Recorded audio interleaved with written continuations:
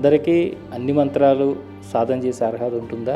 వారికి ఏ దేవత విధానమైతే మనం ఉపాసన చేసినట్లయితే, మంత్రం చేయించినట్లయితే.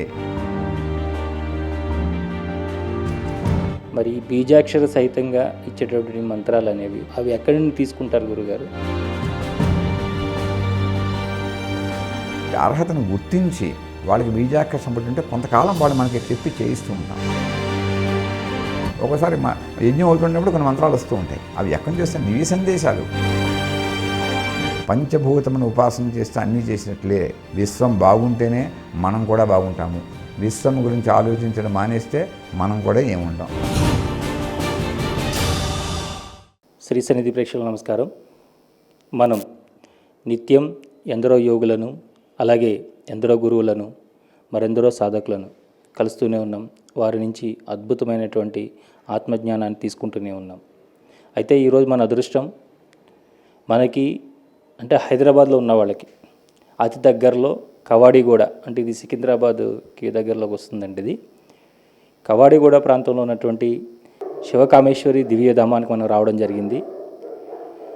ఈ గొప్ప క్షేత్రం అంటే ఈ దివ్యధామాన్ని సాధకులకు అంకితం ఇచ్చారు మన మల్లికార్జున శాస్త్రి గారు.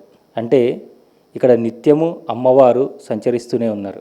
ఒక 3 ఫ్లోర్లు కలిగినటువంటి ఈ బిల్డింగ్ని పూర్తిగా సాధకుల కోసం త్యాగం చేసి వారు వచ్చి నిత్యము సాధన చేసుకోవాలి, విశ్వ కళ్యాణం కోసం వారంతా కూడా పాటుపడాలి, విశ్వశాంతి నెలకొనాలని ఈ గొప్ప క్షేత్రాన్ని మనందరి కోసం వారు అంకితం చేశారు. అలాగే ఇక్కడ నిత్యము జపం జరుగుతుంది, అలాగే నిత్యము హోమాలు జరుగుతాయి, అలాగే నిత్యము ఇక్కడ అభిషేకాలు జరుగుతాయి, ఇక్కడ నిత్యము అమ్మవారి ఉపాసన జరుగుతుంది, అమ్మవారి ఆరాధన జరుగుతుంది. ఇక్కడ మనకి దొరకని శక్తి అంటూ ఏమీ లేదు.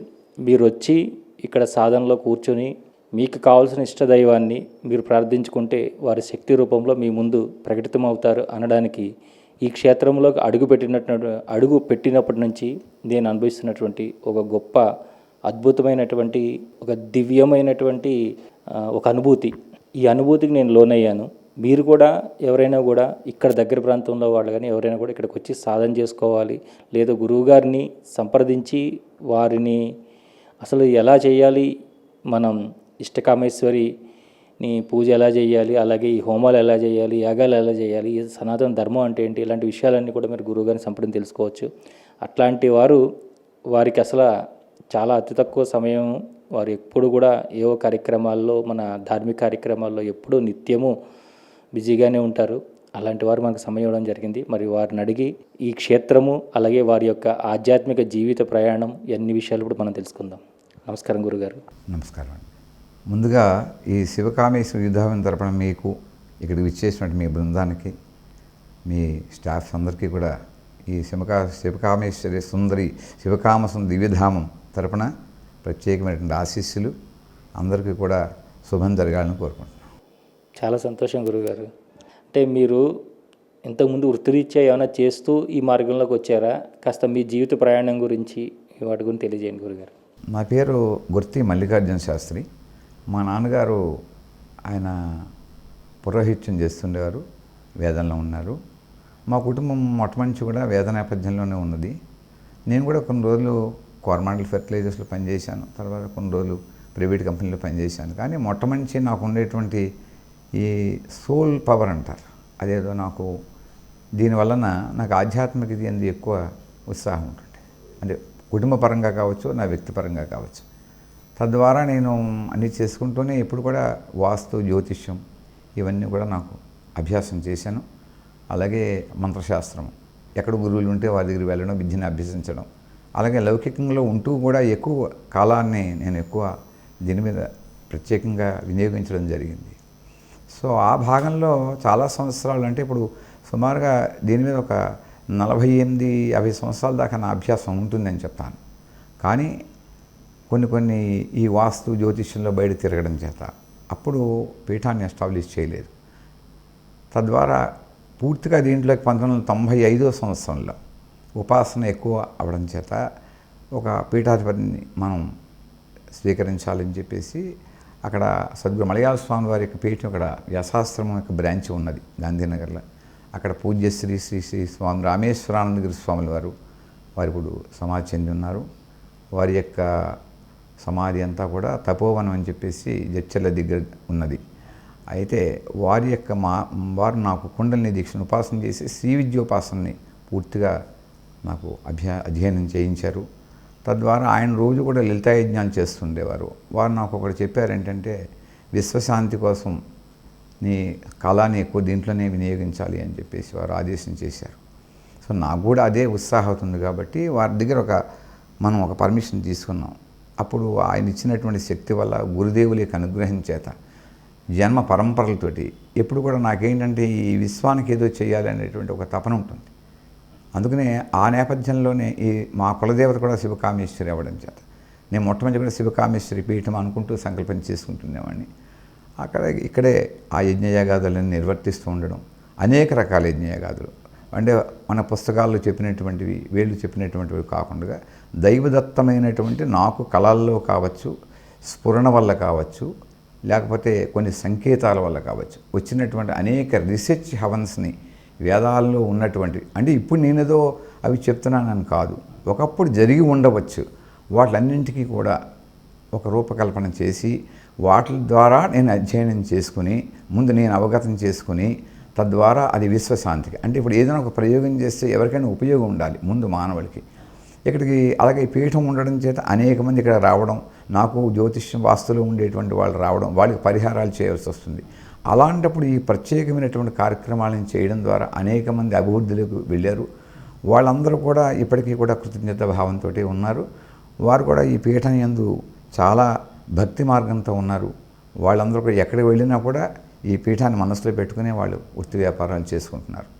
వాళ్ళకి ఎప్పుడు కూడా మనకి ఉన్నటువంటి ఆధ్యాత్మికమైనటువంటి సంబంధమే తప్ప లౌకికంగా ఏదో మనం వాళ్ళు కమర్షియల్గా ఉండాలనే ఆలోచన మొట్టమొదటి కూడా లేదు.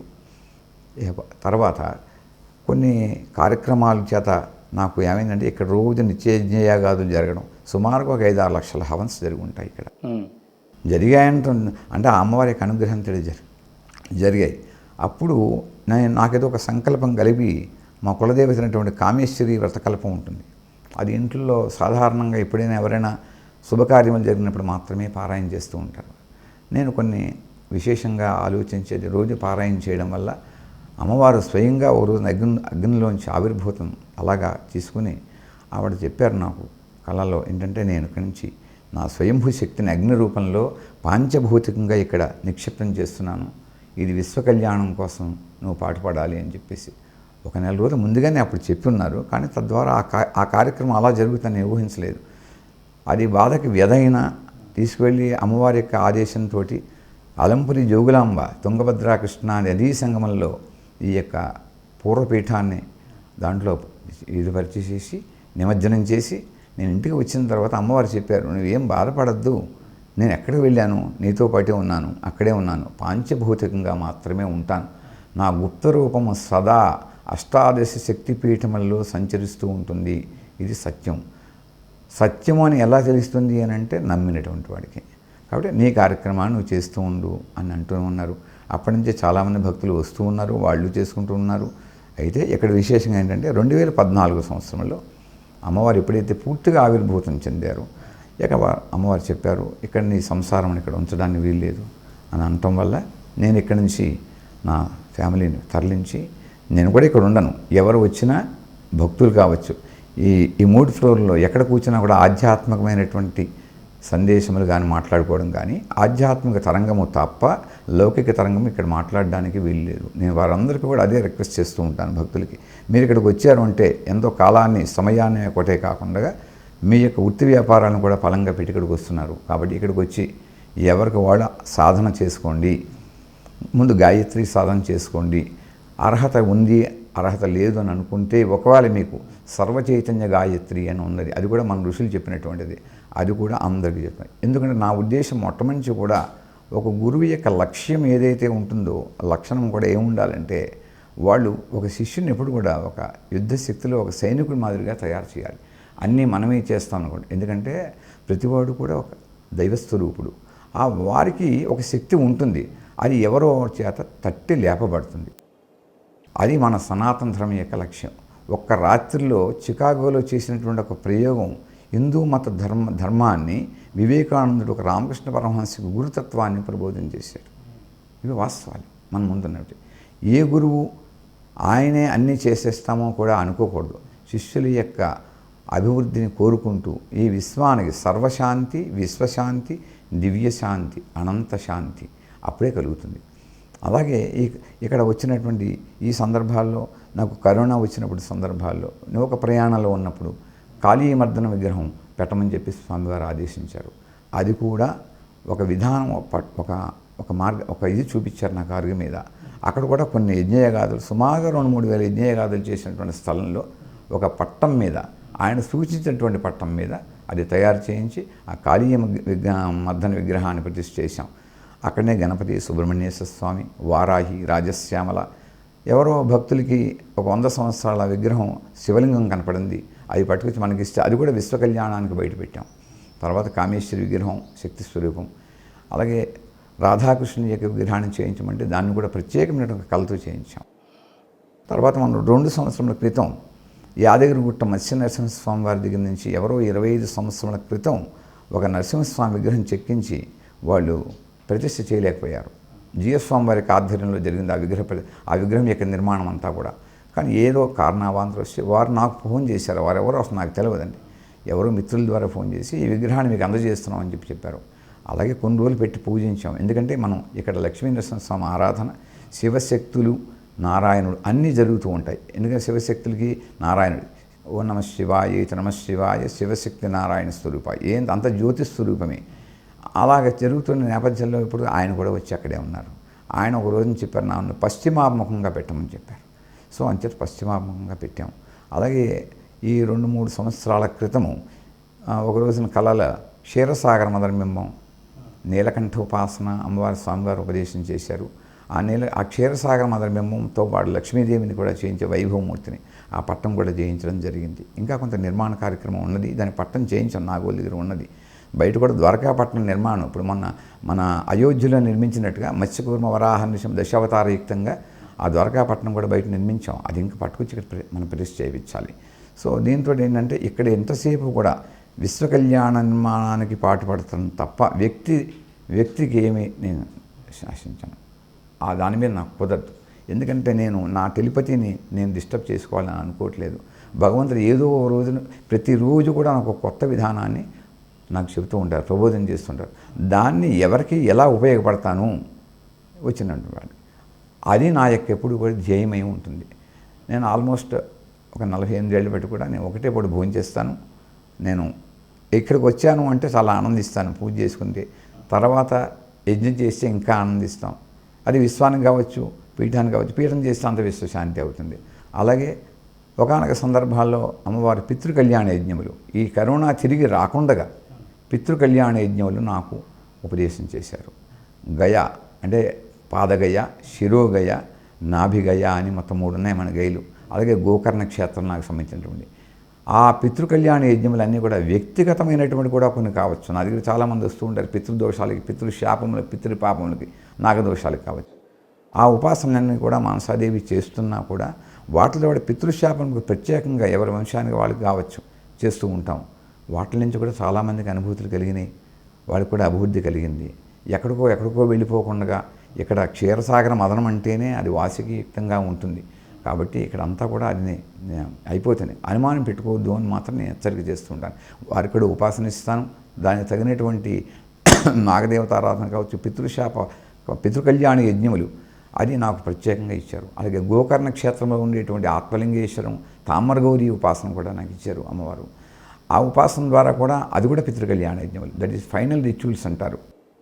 ఇంకా అక్కడ చేసినట్లయితే ఇంకెవరికి ఎక్కడ ఏం చేయక్కర్లేదు.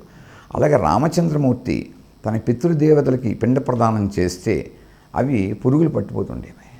అవి నరముఖ గణపతి అని ఉంది, తిరునల్లారి దగ్గరలో ఎక్కడో ఉంటుంది దేవాలయం. అసలు మనకు తెలియని కూడా తెలియదండి. ఈ పితృకళ్యాణ యజ్ఞాలు చేసేటువంటి నేపథ్యాల్లో నాకు అమ్మవారు ఆ దివ్య సందేశాన్ని కూడా అందజేశారు. అక్కడ రామచంద్రమూర్తి అప్పుడు పిండ ప్రదానం శివుడికి తపస్సు చేస్తే అక్కడ ఆయన కళ్ళలో కనపడి ఇక్కడ పలానా చోటకి వెళ్ళి పిండ ప్రదానం చేసినట్లయితే నీ పితృదేవతలందరూ కూడా ఊర్ధ్వలోకాలకు వెళ్తారు అని వారు చెప్తే అక్కడ పిండ ప్రదానం చేయగా అవన్నీ కూడా శివలింగములు అయిపోయినాయి. అయిపోతే అది అంతా కూడా నాకు తెలియదు అండి. అసలు నాకు పురాణయుక్తంగా ఎక్కడ మనకు తెలియదు. కానీ ఆ దివ్య సందేశంతో ఆ మంత్రానుష్ఠానం అంతా కూడా ఎప్పటికప్పుడు వారు అందజేస్తూ ఉంటారు. ఇప్పటికీ నాకు అత్యాశ్చర్యంగా ఉంటుంది. అనేక రకములైనటువంటి పాంచభౌతిక ఉపాసన మాత్రమే నాకు చెబుతున్నారు. నేను అందుకే అందరికీ చెబుతాను, మీరు ఎవరైనా సరే మీరు అందరూ కూడా పంచభూతములను ఎవరైతే ఆరాధన చేస్తారో వాళ్ళకి ప్రతిదీ కూడా ఇష్టకార్య సిద్ధి అవుతుంది. పంచభూతములు శాంతి పొందకుండగా మనం అందరం ఎక్కడి నుంచి వచ్చాం? పంచభూతముల నుంచే వచ్చాం. పృథ్వీలోకి వచ్చాం, మళ్ళా ఎక్కడికి వెళ్ళిపోతాం? గాలిలో ఆకాశానికి వెళ్ళిపోతాం. మళ్ళీ అక్కడి నుంచి అండము పిండమై, పిండము బ్రహ్మాండంలోకి వస్తుంది. మళ్ళీ అదే పిండము తల్లి గర్భంలోకి వెళ్ళి మళ్ళా విశ్వంలోకి వస్తుంది. ఇది చిదంబ రహస్యం అందరికీ తెలిసిందే. కాబట్టి ఇది మానవ జీవితానికి దగ్గరగా ఉన్నటువంటి ఒక సూక్ష్మత. అంటే మనం అందరం కూడా ఎవరికి కనెక్టెడ్ ఉంటామంటే పంచభూతములకు కనెక్టెడ్ ఉంటాం. ఈ పంచభూతములు ఒక తల్లి గర్భంలో మనకి DNA అంటాం, జెనెటిక్ వ్యాధులు అంటాం. ఇవన్నీ కూడా మనకి దేవతల కంటే కూడా పితృదేవతలకు ఎక్కువ ఆరాధన చేయాలి. పితృదేవతారాధన చేసినట్లయితే మనం దేవతారాధన చాలా సుస్పష్టంగా ఉంటుంది. మరి దేవతారాధన అనేక మందికి లభ్యం కావచ్చు. కానీ మనం భూమి మీద నుంచుంటున్నాం, గాలి పీలుస్తున్నాం, మన ఆకలేస్తే జఠరం ద్వారా అగ్ని ద్వారా అన్నం తింటున్నాం, వాయువు పీల్చేస్తున్నాం, మనం మాట్లాడిన శబ్దాలన్నీ గగనంలోకి వెళ్ళిపోతున్నాయి. అంటే పంచభూతములు ఆరాధన చేసిన వాడికి ఎవరికైనా సరే వారికి ప్రకృతి పురుషులు, వారి శివకామేశ్వరులు అనుకోండి, లక్ష్మీనారాయణలు అనుకోండి, ఏ రూపం పెట్టినా అంతా బ్రహ్మం ఉన్నదే ఒకటి. ఆ ఒకటి ఏంటంటే ప్రత్యక్షమైనటువంటి సవిత్ర సూర్యనారాయణ జ్యోతి స్వరూపమే. ఏ జ్యోతి బయట మనలో ఉన్నదో ఆ జ్యోతి పరమాత్మ కలిసినప్పుడు అదే జీవాత్మ పరమాత్మ సంయోగం, అదే ముముక్షత, అదే ఆత్మజ్ఞానం. ఇంతకు మించి ప్రత్యేకంగా ఎక్కడ అడవులకు వెళ్ళిపోవాల్సిన అవసరం లేదు. కాకపోతే భగవంతుడు నా యొక్క పూర్వజన్మ సుకృతం చేత, నా పూర్వీకుల యొక్క పుణ్య పరంపర చేత, అందరు గురువులు యొక్క ఆశీస్సుల చేత నాకు ఈ సీటీ నట్ట నడుమల నాకు ఈ అవకాశాన్ని ఇచ్చారు. నాతో పాటుగా అనేక మందికి ఇక్కడ ఎక్కడికి వెళ్ళకుండా సాధ్యమైన మటుకు ఇక్కడనే వాళ్ళు ఉపాసన చేసుకునే మార్గం చెప్పి ఇటీవల ఇంకా అడ్వాన్స్డ్గా చెప్తాను. మీరు ప్రత్యేకంగా ఇది చేయించుకోవాలని అనుకోవద్దు. ఒకసారి ఇక్కడికి వచ్చి మీరు కూర్చుని మీ ధ్యానాన్ని మీ దానిని మీరు అలవర్చుకోండి. తద్వారా మీరు మీ కుటుంబంలో చల్లగా ఉంటాయి. ఎవరో ఏదో చేస్తారని ఉండదు. లలిత సహస్రనామంలో అమ్మవారు చెబుతారు, అంతర్ముఖ సమారాధ్య బహిర్ముఖ సుదుర్లభ. నీలో లేనటువంటిది ఎక్కడా రాదు, ఎక్కడా దొరకదు. నీలోనే అన్నీ ఉన్నాయి. అది ఎక్కడో ఒక చోట నీకు ఒక గురువు తటస్థపడతాడు. ఒకవేళ గురువునే నీకు ఆశ్రయించి తటస్థపడినటువంటి పరిస్థితి ఉంటే దత్తాత్రేయ స్వామి వారు చెప్పినట్టుగా వారు ఏదో రకంగా నీకు అది తప్పకుండా ప్రబోధం చేసి నిన్ను వారు ఉద్ధరిస్తారు. ఇది సత్యం. అలా ఉంచితే నాకు 25 డిసెంబర్ దత్త జయంతి రోజుని పూర్వం ఒక రోజుని నాకు ఈ సిద్ధిమంగళ స్తోత్రం అని చెప్పి శ్రీపాద శ్రీవల్లభ స్వామి వారి యొక్క తాతగారు రాసి ఉన్నారు. అది నేను చాలామందితోటి అది ఎప్పుడు కూడా పారాయణ చేస్తూ ఉంటాను. ఎందుకంటే అది సూక్ష్మ వాయుమండల రూపంలో అందరి భక్తులకి ఈ కలికాలంలో సూక్ష్మంగా చక్కగా పారాయణ చేసుకునేటువంటి మార్గం. అది దానివల్ల అత్యంత గురుభక్తి కలగడమే కాకుండా వాళ్ళకు ఉండేటువంటి కర్మ సిద్ధాంత ప్రకారంగా కర్మ కూడా తక్షణమే అయిపోతుంది. ఎందుకంటే దత్తాత్రేయులు గారు స్వయంగా చెప్పారు, కర్మని ఆయన ఒక్కరు మాత్రమే మార్చగలరు. అది ప్రత్యక్ష గురువా పరోక్ష గురువా అంటే నీ నమ్మకాన్ని బట్టి నీ విశ్వాసాన్ని బట్టి ఉంటుంది. అది ఏం పర్లేదు. కానీ ఏదో గురువు మీద నువ్వు భక్తిని పెట్టుకోవాలి. గురువు యొక్క నిత్య దైవ శైలి మీదో వారి యొక్క వ్యక్తిగత జీవితాల మీద మనం ఎప్పుడు కూడా వెళ్ళకూడదు. గురు సేవ గొప్పది. ఒకవేళ నీ చేయకపోతే దత్తాత్రేయ స్వామిని చేయించుకో. ఆ నేపథ్యాల్లో వారు నాకు ఈ శ్రీ గురురత్నమాలికా స్తోత్రం అని చెప్పి నాకు అది రాయమని చెప్పారు. అది రాస్తే అది రాసి ఆ కార్యక్రమాలన్నీ కూడా వారు నాకు ఉపదేశం చేశారు. దాంట్లో స్మతృగామి సనోవతు స్మతృగామి వాసుదేవానంద సరస్వతి స్వామి వారిని టెంబే స్వామి అంటారు వారిని. వారు పరిపూర్ణమైనటువంటి దత్తావతారం. వారి స్తోత్రాలకు దాన్ని ఉటంకించారు ఆ శబ్దాన్ని. నేను అలా అని కూడా చెప్పలేదు. కానీ ఆ స్మతృగామి అంటే తల్లిలాగా వెంటనే వచ్చి మన్ని ఆదరించి మన్ని కాపాడేటువంటి వాడు అని అర్థం. ఆ రమ్యత ఆ మూడు సార్లు రాయమని చెప్పారు. అది అక్కడి నుంచి గణపతి నుంచి ప్రారంభించి వాగీశ్వర అంటే సరస్వతి అనుకోండి, వాక్కులకి అనుకోండి, హయగ్రీవుడు అనుకోండి, అట్లాగే శ్రీపాదవల్లభ స్వామి, నరసింహ సరస్వతి, గాన్గాపూరు, పిఠాపురం వచ్చిన ముందు, తర్వాత గాన్గాపూరు, తర్వాత మాణిక్ ప్రభు హుమ్నాబాదు, అక్కలకోట స్వామి సమర్థ స్వామి, తర్వాత సద్గురు షిరిడి సాయి, ఇక్కడికి సమర్థ రామదాస స్వామి, ఆయన శివాజీకి హిందూ చైతన్యం చేసినటువంటి వాడు.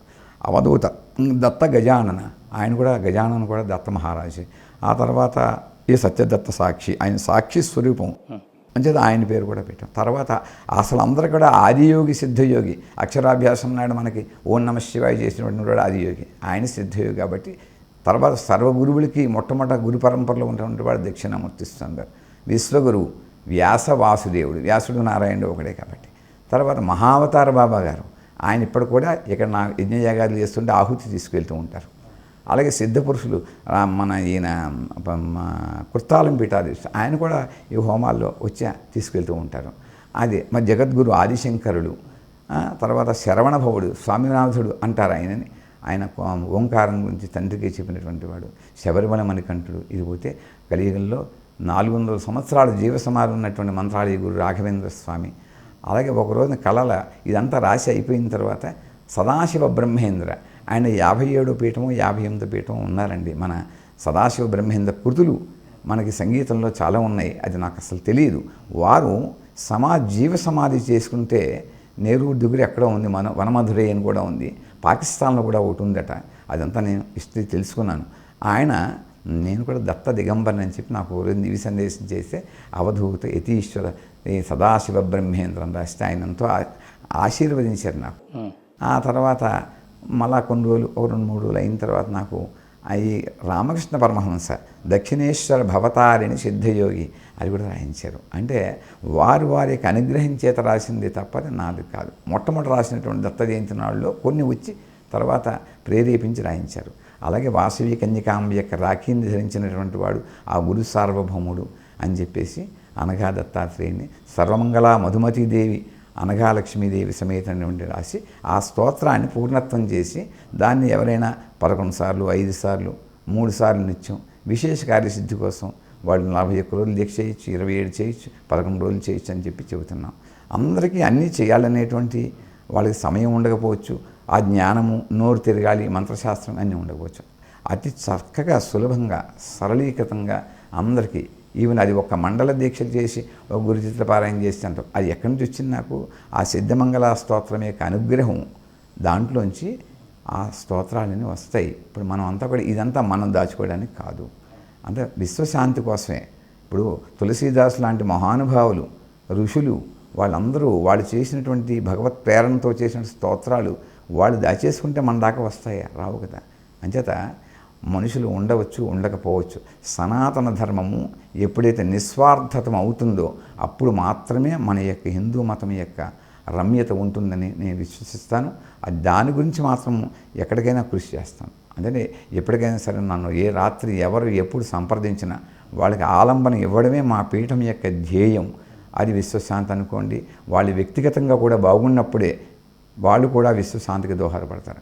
ముందు మనకి వ్యక్తులను కూడా వాళ్ళని ప్రేరేపించవలసిన బాధ్యత మన సమాజం కంటే కూడా ఈ సనాతన ధర్మంలో ఉండేటువంటి వాళ్ళ మీద ఉన్నది.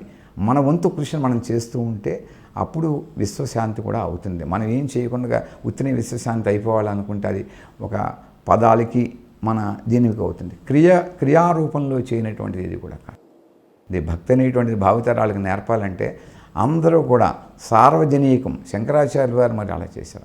అలాగే భగవద్ రామానుజాచార్యులు వారు ఆ నారాయణ మంత్రాన్ని దయచేసుకుంటే ఏముంటుంది? ఇవాళ ఎక్కడుంటుంది విశ్వశాంతి? వారందరూ ఎంతో కృషి చేశారు. మనం చేసేది ఇంకా చాలా తక్కువ అండి. ఇంకా చేయవలసింది ఉన్నది. అది ఒకటే రాత్రుల్లో అయిపోదు. ప్రేరేపణ చేత ఒక్క జ్యోతి వెలిగిస్తే 1 లక్షలాది జ్యోతులు వెలుగుతాయి.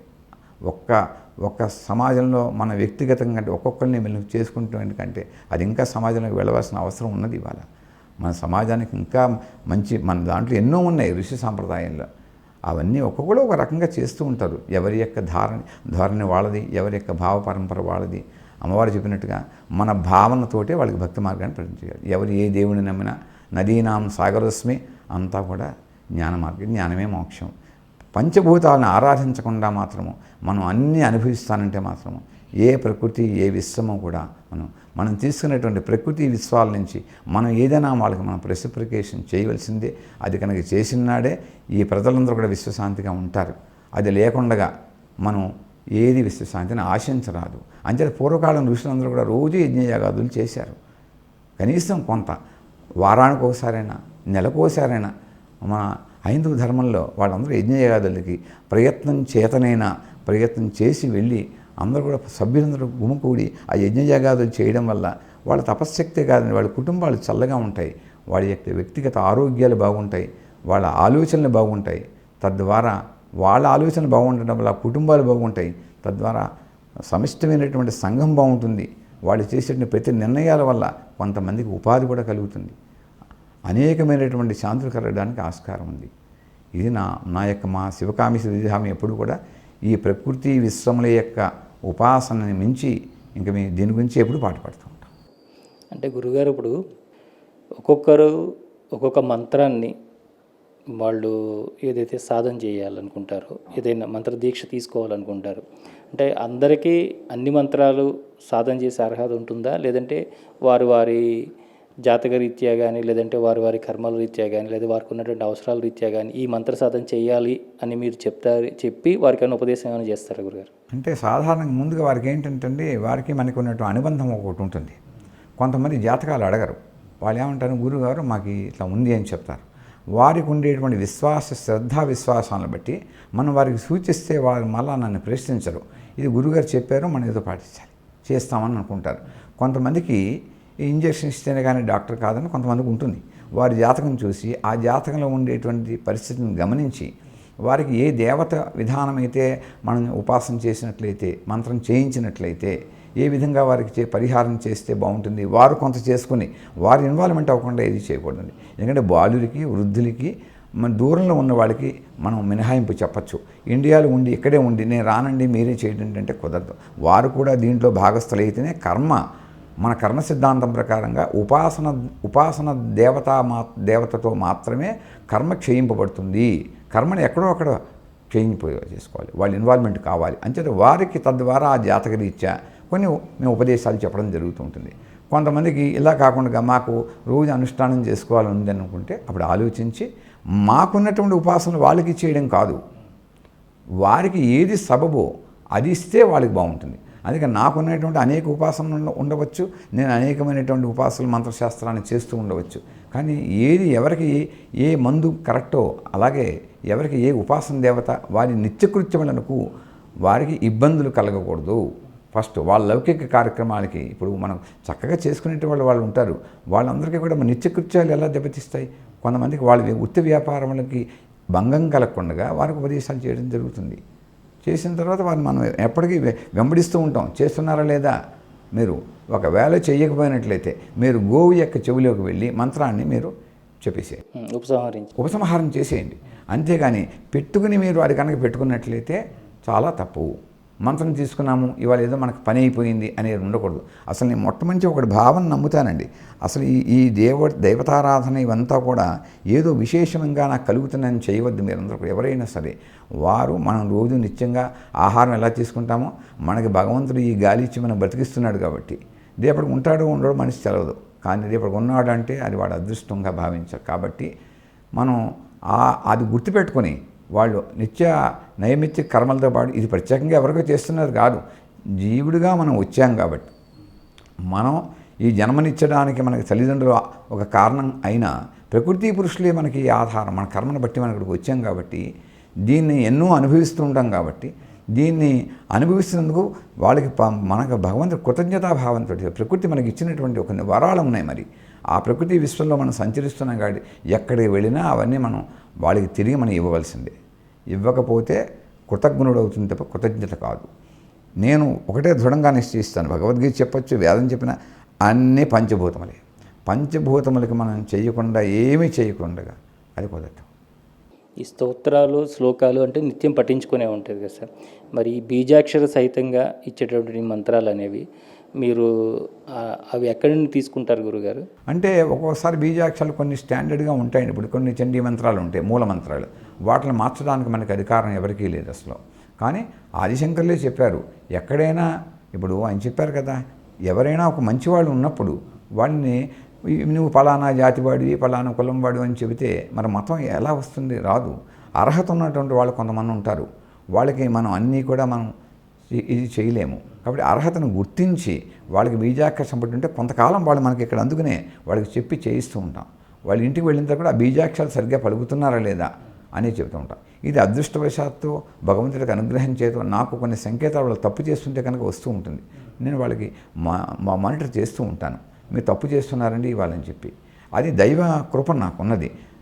ఒకసారి మంత్రం ఇచ్చే గురువు కూడా వదిలేయకూడదండి. వాళ్ళని ఆ రూట్లో పెట్టి వాళ్ళకి ఆ మంత్రం ఆ క్రమణకి వచ్చేంత వరకు కూడా మనం వారు వెంబడి ఉండి వారు అధ్యయనం కరెక్ట్గా చేస్తున్నారా లేదా అని చూసుకోవాల్సిన బాధ్యత గురువుది. అది కదా గురువుతరమైనటువంటి బాధ్యత. అంటే ఏంటంటే పూర్తిగా గురువు యొక్క బాధ్యత ఏంటంటే శిష్యుడి యొక్క బాగు మాత్రమే.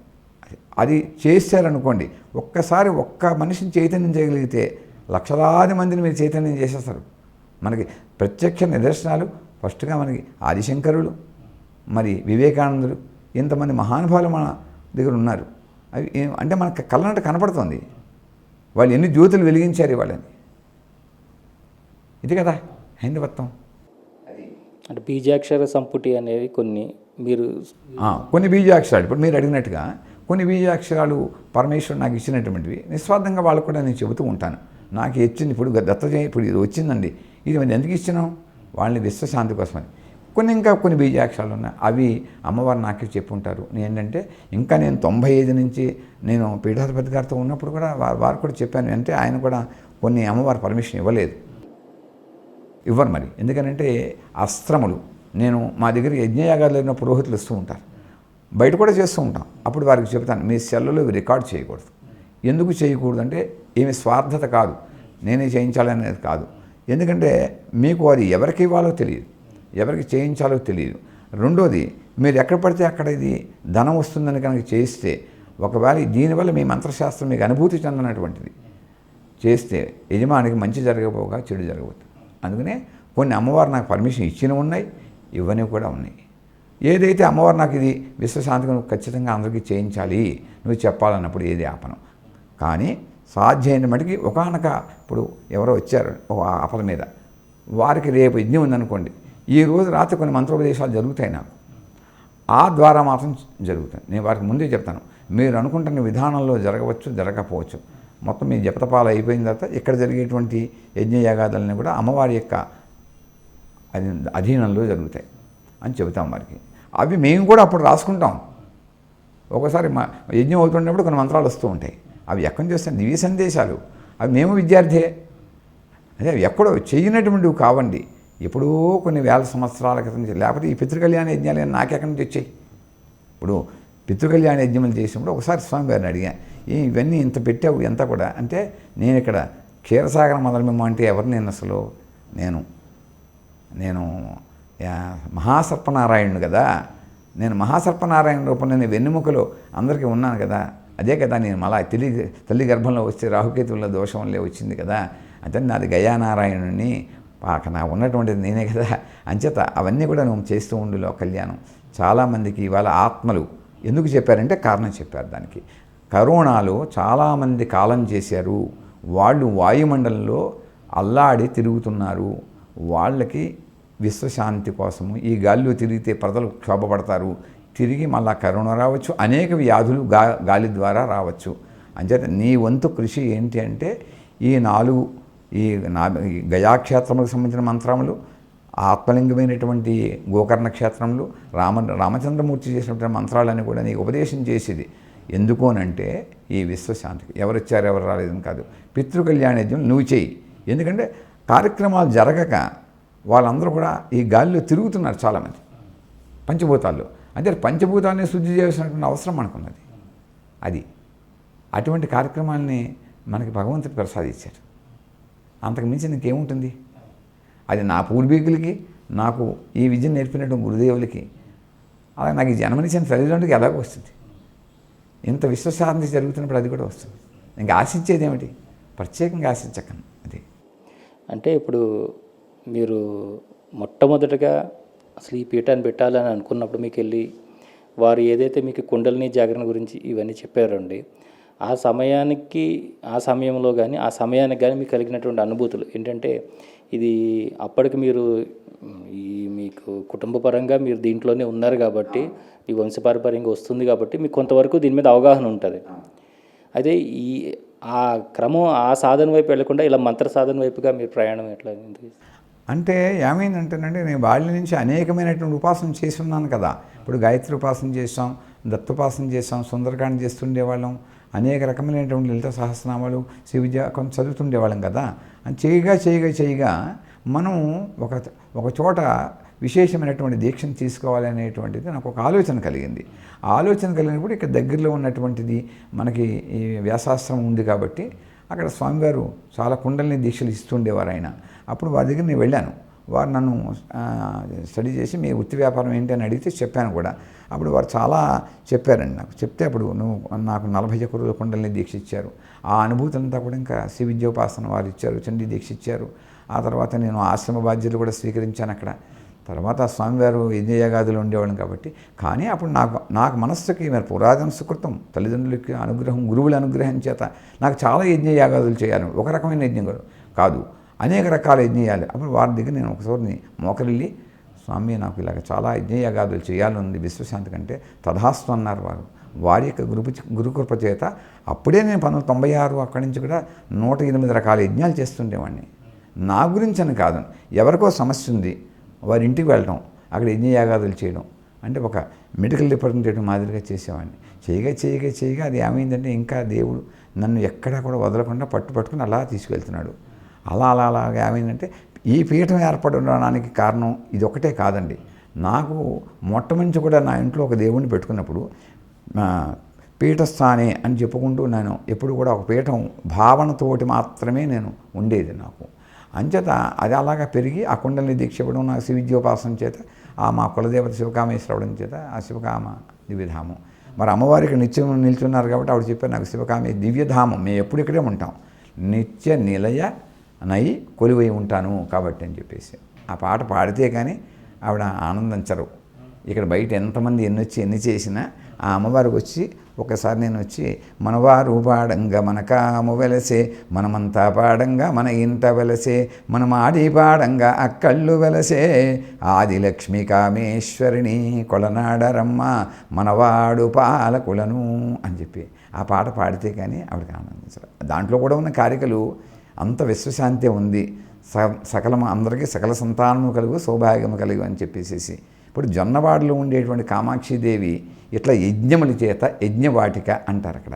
అలాగే ఇక్కడ కూడా యజ్ఞములు చేయగా అమ్మవారు ఇలాగ ఆవిర్భూతం చెంది శివశక్తుల యొక్క స్వరూపంతో పాటు నారాయణుడు అంతా ఒకటే అని చెప్పి అన్ని శక్తుల్ని సమాయత్తం చేసి ఇక్కడనే పెట్టారు.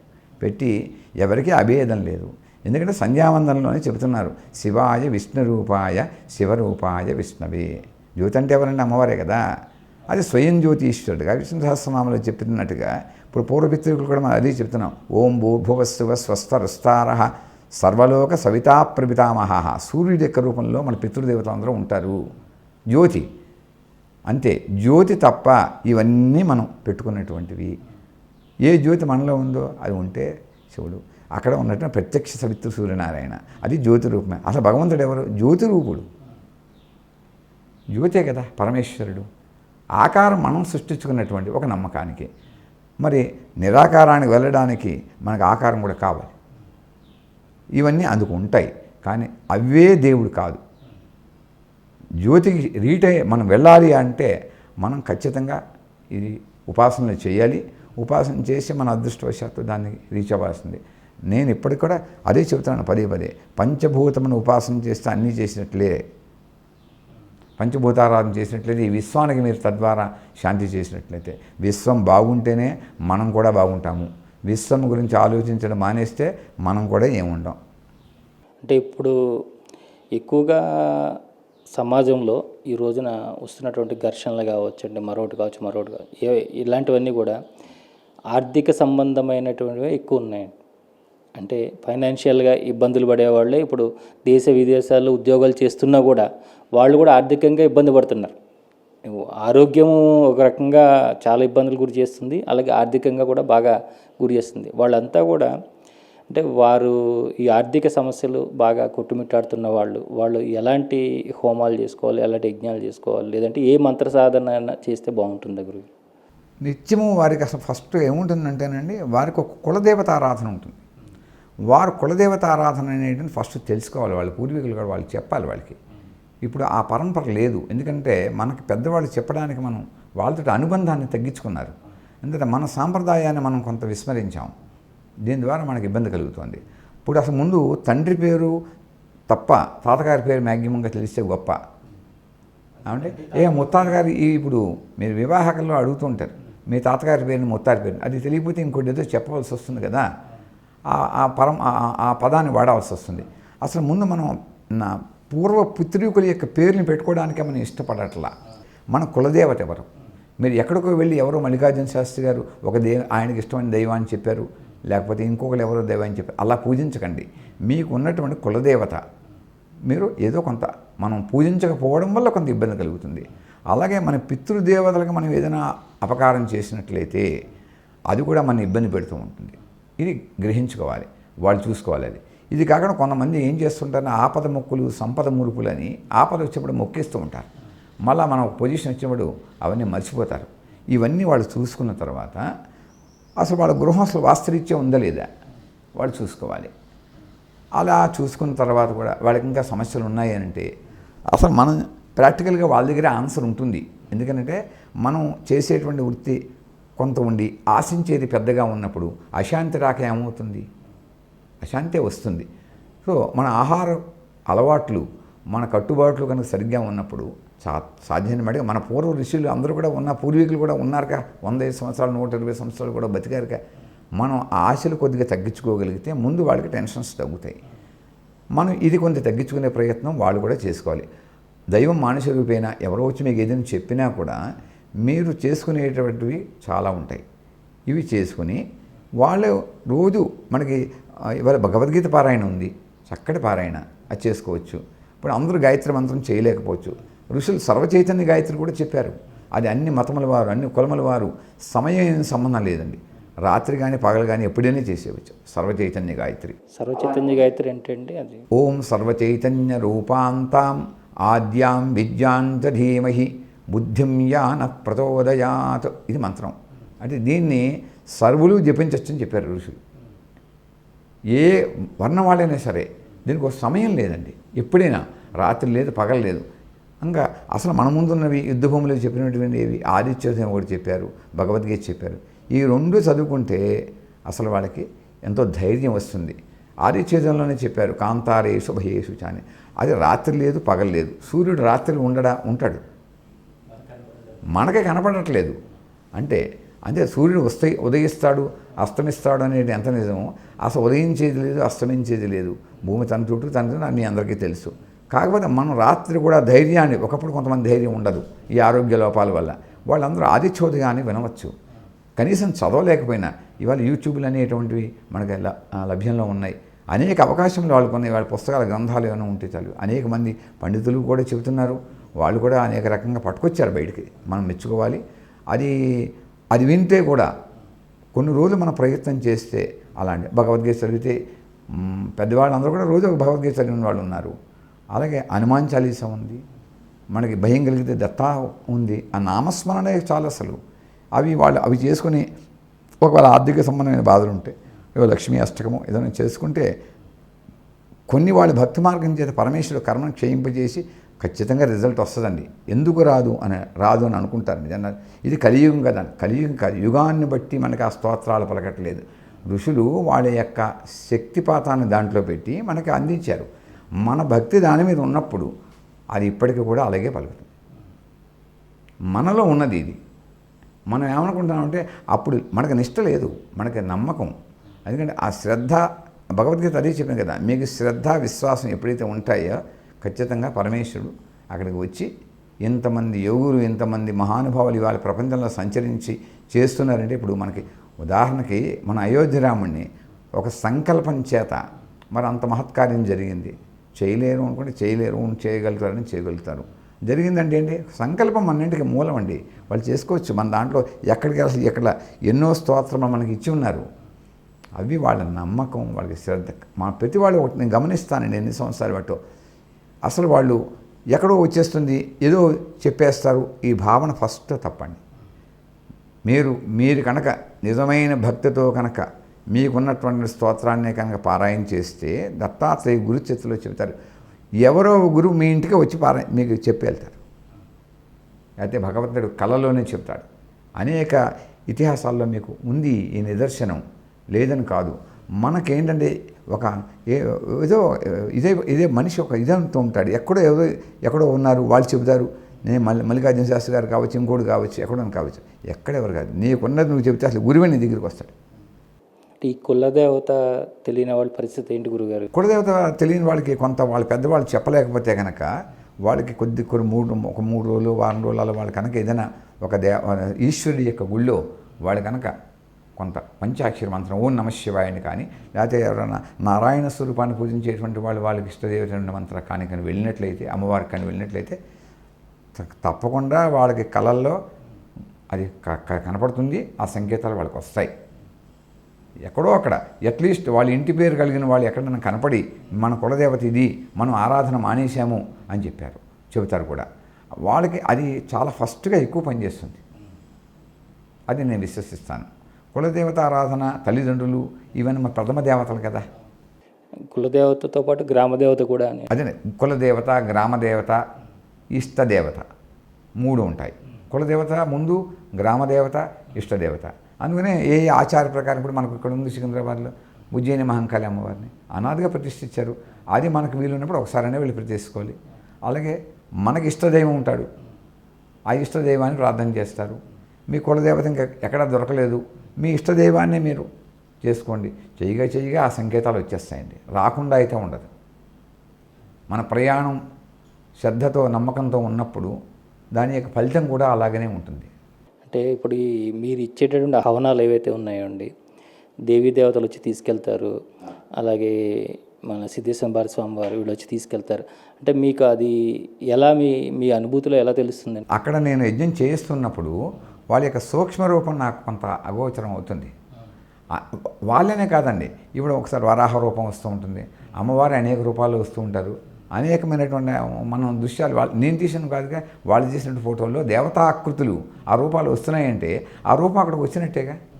కానీ ఎక్కువగా మీ ఎందుకు అది పెట్టమంటే ఆ రూపం మనకు కనపడినప్పుడు నేను ఎవరికో సంకేతం చెప్తాను అన్నప్పుడు వాళ్ళు ఫోటో తీస్తారు.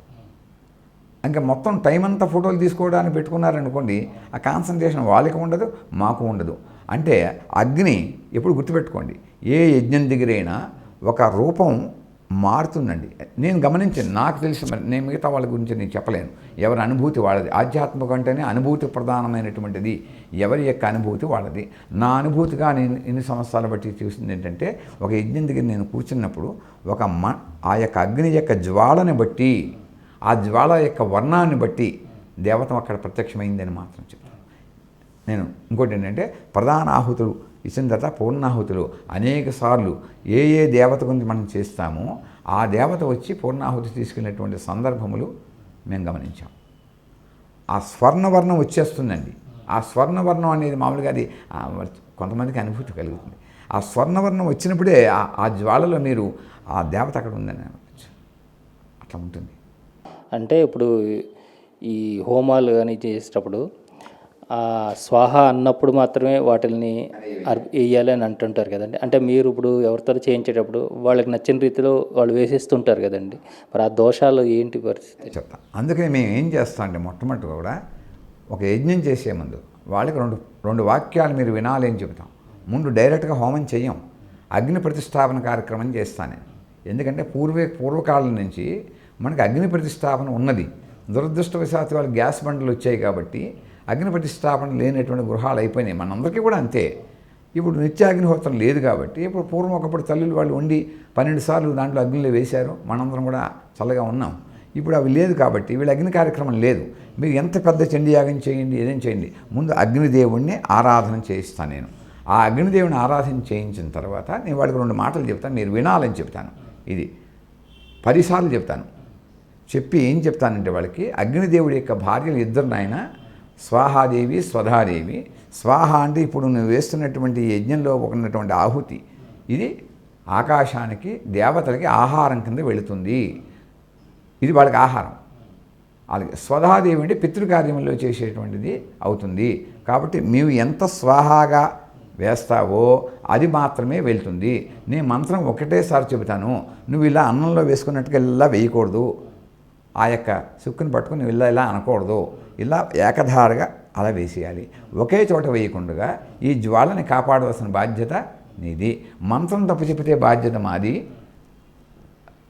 సరైనటువంటి సమయంలో ఆహుతి ఇవ్వకపోతే దోషం మీది అని చెప్పి వాళ్ళకి ఎంత ఎడ్యుకేటెడ్ చేస్తాం.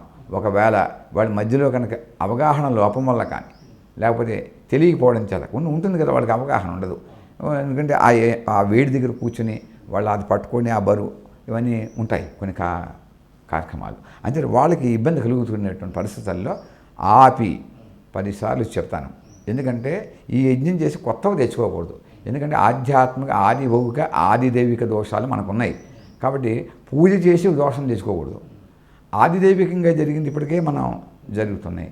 అవునండి, ఆధ్యాత్మికం ఆది భౌతికం ఆది దైవికం మనకు ఉన్నాయి కదా, ఇప్పటికే మనకు ఉన్నవి చాలు. అంటే మనం ఇది చేసి మళ్ళా మనం అందరం కలిసి కొత్త తప్పులు తెచ్చుకోవద్దు. ఇంత చెప్తానండి. మధ్యలో అయిన తర్వాత కూడా కర్మ ప్రాయశ్చిత్తార్థే మళ్ళీ గాయత్రి హవనం జరుగుతుంది. ఎందుకనంటే ఒకవేళ మధ్యలో వీళ్ళు ఫోన్ ఎత్తి ఇప్పుడు మనకి ఇప్పుడు సెల్ ఫోన్లో ఒకటి వచ్చాయి కదా, నాకే ఫోన్ రావచ్చు మీకే ఫోన్ రావచ్చు. అయితే నాకు చాలా ఇంపార్టెంట్, ఎవరికైనా ప్రాణం మీదకి వస్తే మాత్రం నేను ఎత్తి మాట్లాడతాను, తప్పదు మరి. కానీ ఇక్కడ ఏంటంటే సాధ్యమైనప్పటికీ కర్తని నేను ఎప్పుడు కూడా ఎలవ చేస్తున్నాను. నేను అప్పటి నుంచి కూడా ఎప్పటి నుంచి అయితే నేను 40 సంవత్సరాలు బట్టి యజ్ఞయాగాదులు చేస్తున్నానో అప్పటి నుంచి కూడా అందరికీ కూడా యజ్ఞం చేసేటువంటి అర్హత ఉన్నది, మనం లేదని చెప్పడానికి లేదు. అది వాళ్ళని అలవాటు చేయించాను నేను. అట్లాగా నేను బ్రాహ్మణులు అడుగుతూ ఉంటాను నా దగ్గర బయట వచ్చినా కూడా, గురుగారు మేము వెయ్యాలని. లేదు, వాళ్ళని మొయ్యని యజ్ఞకర్త ఉన్నారు చేయని, వాళ్ళని పాలు పంచుకొని అప్పుడు వాళ్ళకి అనుభూతి కలుగుతుంది. దాంట్లో కొన్ని రకాలు ఉంటాయి. మరి వాళ్ళు ధనాన్ని వెచ్చిస్తున్నారు, దాంట్లో లీనమవుతే కానీ ఫలితం వస్తుంది. వాళ్ళు కూడా చేశాను ఒక అనుభూతి కలుగుతుంది. తద్వారా ఎప్పటికీ ఇలాంటి కార్యక్రమాలు చేయాలి అని చెప్పి ధర్మకార్యాచరణ చేయాలనే ఒక సంకల్పం. మీరు ఇందాక నన్ను అడిగారు మీకు ఎప్పుడు ఏం కలిగింది ఈ పీఠం యొక్క స్థితి అని. అలాగే వాళ్ళకి ఎక్కడ స్పందన కలుగుతుందో ఎవడు ఎలా మారుతాడో మనం కూడా చెప్పలేం. ఒకప్పుడు రామకృష్ణ పరమహంస యొక్క శిష్యుడు అంతవాడవుతాడని మరి ఎలా అయ్యాడు? మరి స్పందన ఎక్కడో కలిగింది. అలాగే ప్రతివాడు ఒక స్పందన ఉంటుంది, దాన్ని తట్టి లేపాలి. అంచేత అందరికీ ఉంది అగ్ని కార్యం, వీళ్ళు చేయాలి వాళ్ళు చేయాలి లేదు. అగ్ని పవిత్రమైనటువంటిదండి, దాన్ని ఎవరైనా చేయవచ్చు. కాకపోతే వాళ్ళకి నేను అనుకుని చాలామందికి చెప్తున్నాను, ఇప్పుడు నా దగ్గరికి వస్తుంటారు, వాళ్ళు కూడా నేర్పిస్తూ ఉంటాను, మీరు చెయ్యండి చేసుకోండి, కానీ స్వాహ అన్నప్పుడు చక్కగా నెయ్యి వేయాలి. అక్కడ మాత్రం నీ మైండ్ అక్యురేట్గా ఉండాలి. జపతపాలు చేసినప్పుడు కాన్సన్ట్రేషన్ ఉన్నా లేకపోయినా అది వేరు, అది నేను బట్టి ఉంటుంది. స్వాహ అన్నప్పుడు నెయ్యి వేసావా, దేవతలకు వెళ్ళిందా, నీ ఫలితం వచ్చింది. ఎందుకంటే సింక్రనైజ్ అంటారు. చెప్పేటువంటి మంత్రము, వీళ్ళు వేసేటువంటి ఆహుతి, దాన్ని వేసేటువంటి చెరువు, ఆ పదార్థములన్నీ కూడా ఏకకాలంలో పడాలి. వాళ్ళు ఒకసారి వేస్తే అవి పదార్థం ఖర్చు అవుతుంది తప్ప దానివల్ల ఉపయోగం లేదు. అంటే నిత్యాగ్నిహోత్రం చేసేవాళ్ళు ఏ మంత్రాన్ని పట్టిస్తూ నిత్యాగ్నిహోత్రం చేయాలి? నిత్యాగ్నిహోత్రము అంటే వాళ్ళు రోజు ఇంకా అగ్నిలో ఏం చేస్తారంటే ఈ ముందు అగ్నిని ఆరాధన చేస్తారు. అగ్నిదేవుడికి స్తోత్రం అన్నది, దాన్ని ఆరాధన చేసి దాంట్లో ఓం క్లీం కృష్ణాయ గోవిందాయ స్వాహ, నమో నారాయణాయ స్వాహ, నమో భగవతే వాసుదేవాయ స్వాహ అని చెప్పి వాళ్ళకి ఇంకా గాయత్రి మంత్రం ఏదైనా ఉంటే వాళ్ళు చేసుకుంటారు. చేసి వాళ్ళు 3 సార్లు కానీ వాళ్ళు ప్రతిదీ 3 సార్లు కానీ అలా వాళ్ళు ఆహుతి చేసి అగ్నిలో వాళ్ళ దగ్గర ఏదైనా అన్నం వండితే అన్నం, లేకపోతే అటుకులు లాంటివి వాళ్ళు వేసి అగ్నికి హారతి ఇచ్చేటువంటి సాంప్రదాయాలు ఉన్నాయి. మళ్ళా నిత్యం అగ్నిహోత్రం చేసి అంతకన్నా అసలు అదృష్టం ఇంకోటి లేదు. 7 జన్మార్జితం పాపం తక్షణాద్వనిశ్చరి, అది దాంట్లోనే చెప్పారు. స్వస్తి శ్రద్ధాం మేధాం యశః ప్రజ్ఞాం విద్యాం బుద్ధిం శ్రియం బలం ఆయుష్యం తేజః ఆరోగ్యం దేహిమే హవ్యవాహన. దీని అన్నింటి కూడా డబ్బు కావాలి కాబట్టి వేదమే చెప్పింది, శ్రియం దేహిమే హవ్యవాహన అని చెప్పింది. ఎక్కడ చెప్పలేదు, ఇవన్నీ వస్తాయి ఈ ఫలితాలు. అంటే ఒక చిన్న పెద్ద యాగాలు చేయగలరు, నీ దగ్గర ఉన్నటువంటి చిన్న సదుపాయాలతోటి యజ్ఞం చేయొచ్చు. దానివల్ల కర్తకి ఇంటికి సంతోషం, దాని తర్వాత లోకానికి సంతోషం. ఇప్పుడు భోపాల్లో మరి ఆ సమస్యకి వాళ్ళు రోజు కూడా తామ్రపాత్రలో వాళ్ళు గోవు పిడకలతో వాళ్ళు చేసినప్పుడు మరి వాళ్ళు ఎలా పడిన 84 జరిగిన ఇన్సిడెంట్స్ కదా. మరి అవన్నీ మన కళ్ళ ముందు ఉన్నాయండి. మనం ఆచరించడానికి సమయాన్ని వాళ్ళు కేటాయించుకోవాలి.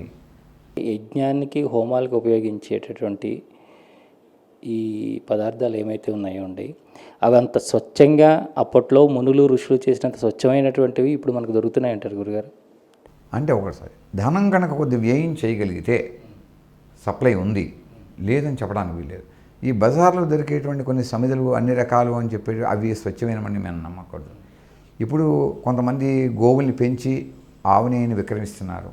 అది కాస్ట్ పడుతుంది, 2500 3000 రూపాయలు పడుతుంది. ఆ చేస్తే డిఫరెన్స్ ఏంటో చెప్తాను మీకు. ఇప్పుడు బజార్లో దొరికేటువంటి ప్యాకెట్లు కావచ్చు, మన దగ్గర ఇంటి పక్క పక్కన కొనుక్కునేవి కావచ్చు, అవి 1 గంట 2 గంటలో ఏదో ఒక రోజు ఉంటుంది ఆ ధూమం. మీరు నిజమైనటువంటి గోవు యొక్క నెయ్యి కనుక పట్టుకొచ్చి కనుక హోమం చేస్తే 1 వారం రోజులు ఆ స్థలమంతా కూడా ఆ శుద్ధి అయినటువంటి ఫీలింగ్ మీకు ఉంటుంది. అలాగే ఆ వాసన సువాసన ఉంటుంది దాంతో.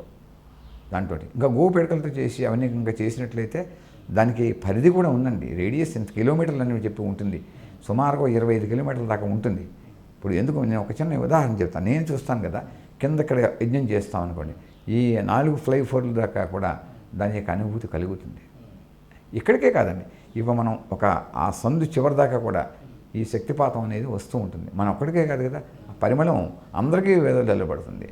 అయితే మీరు అడిగారు ఇప్పుడు ప్రశ్న, దాంట్లో వేసి ఒకటే కూడా కాదు కదా. ఇప్పుడు దాంట్లో పేలాలు వేస్తాం, ఒకసారి అటుకులు వేస్తాం, దాని తర్వాత ఈ పదార్థాలతో దీంట్లో ముఖ్యంగా వాడేటువంటి ఆవు నెయ్యి గురించి చెప్పాను. సమిధులు ఇవాళ దొరుకుతాయి, కానీ చిన్న చిన్న సమిధులు చాలా కాస్ట్.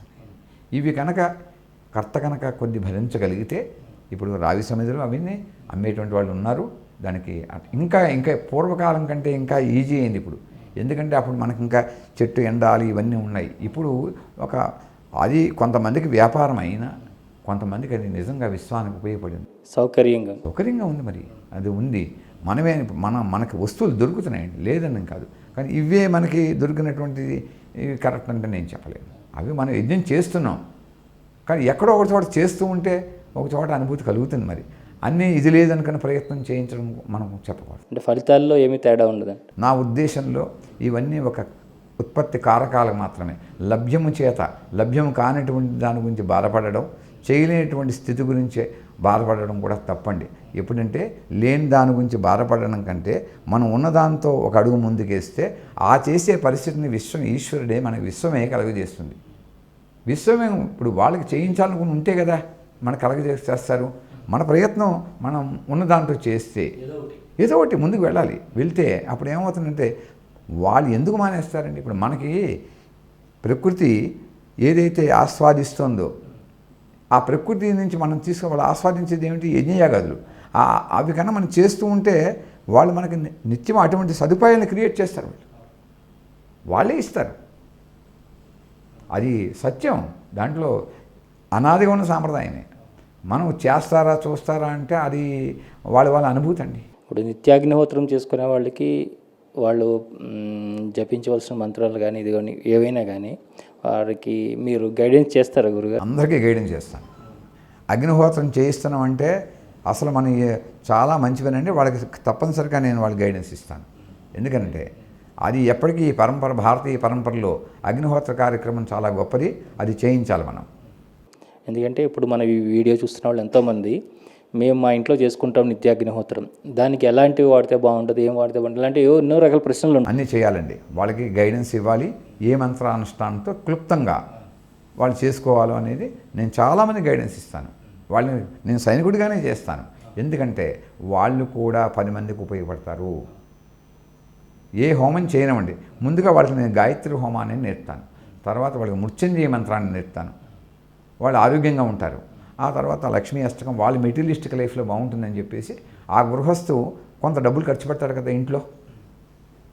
అవునండి. ఎందుకంటే మరి వాళ్ళు కూడా ఆ సరుకులని కొనుక్కుంటారు. పాపం కొనుక్కున్నారంటే వాళ్ళు ముందు ఇంట్లో వాళ్ళతో ఇబ్బంది కలగకూడదు. నువ్వు డబ్బంతా పట్టుకెళ్ళి పాడు చేస్తున్నావు. అందుకని వాళ్ళకి ఇంట్లో ఉన్న వాళ్ళకి అనారోగ్యంగా ఉన్న వాళ్ళు ఎవరో ఉంటారు, వాళ్ళకి నేను చెప్తాను మీరే చేసి చెప్పండి అని చెప్పి విధానం రాసి నేర్పి చెప్తాను. వాళ్ళు పాపం చేసుకుని ఎంతో అనుభూతి చెందారు. ఏదో క్లిష్టమైనటువంటి సమస్యలు వాళ్ళకి ఈ యజ్ఞయాగాదాల పరిష్కారం అయినటువంటి వాళ్ళు చాలామంది ఉన్నారు, లేరనేం కాదు. నేను వాళ్ళని ఎప్పుడు చైతన్యం చేయడమే మన ధర్మం అండి. ఇప్పుడు మనం ఎన్ని చోట్లకి వెళ్ళి చేయగలుగుతాం? కొన్ని నిబంధనలు ఉంటాయి కదా. ఇప్పుడు మనం వెళ్ళాం, కొన్ని చోట్ల యజమానికి వీలు అవుతుంది, వీలు కాదు. వాళ్ళకి ఆచార వ్యవహారం ఉంటాయి, సదుపాయాలు ఉంటాయి, ఉండవు పాపం. అలాంటి వాళ్ళందరినీ ఏమైనా ఉంటే మన దగ్గరే చేయిస్తాం. సదుపాయం ఉంటే మనం కూడా వెళ్ళి చేస్తాం. ఏముందండి, ఒకే దానితో పెద్దగా చేయొచ్చు, ఒకే దాంట్లో చిన్నగా చేయొచ్చు. దీంట్లో ఏముంది మనకి? ఇప్పుడు ఈ యజ్ఞయాగాదులు హోమాలు ఇది చేసే శక్తి అంతా కూడా పూర్తిగా పైకి వెళ్ళిపోతూ ఉందండి.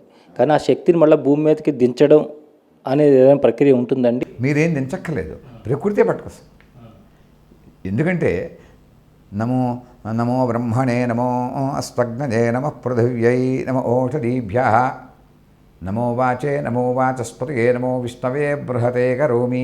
యజ్ఞం వల్ల ఏమొస్తుంది?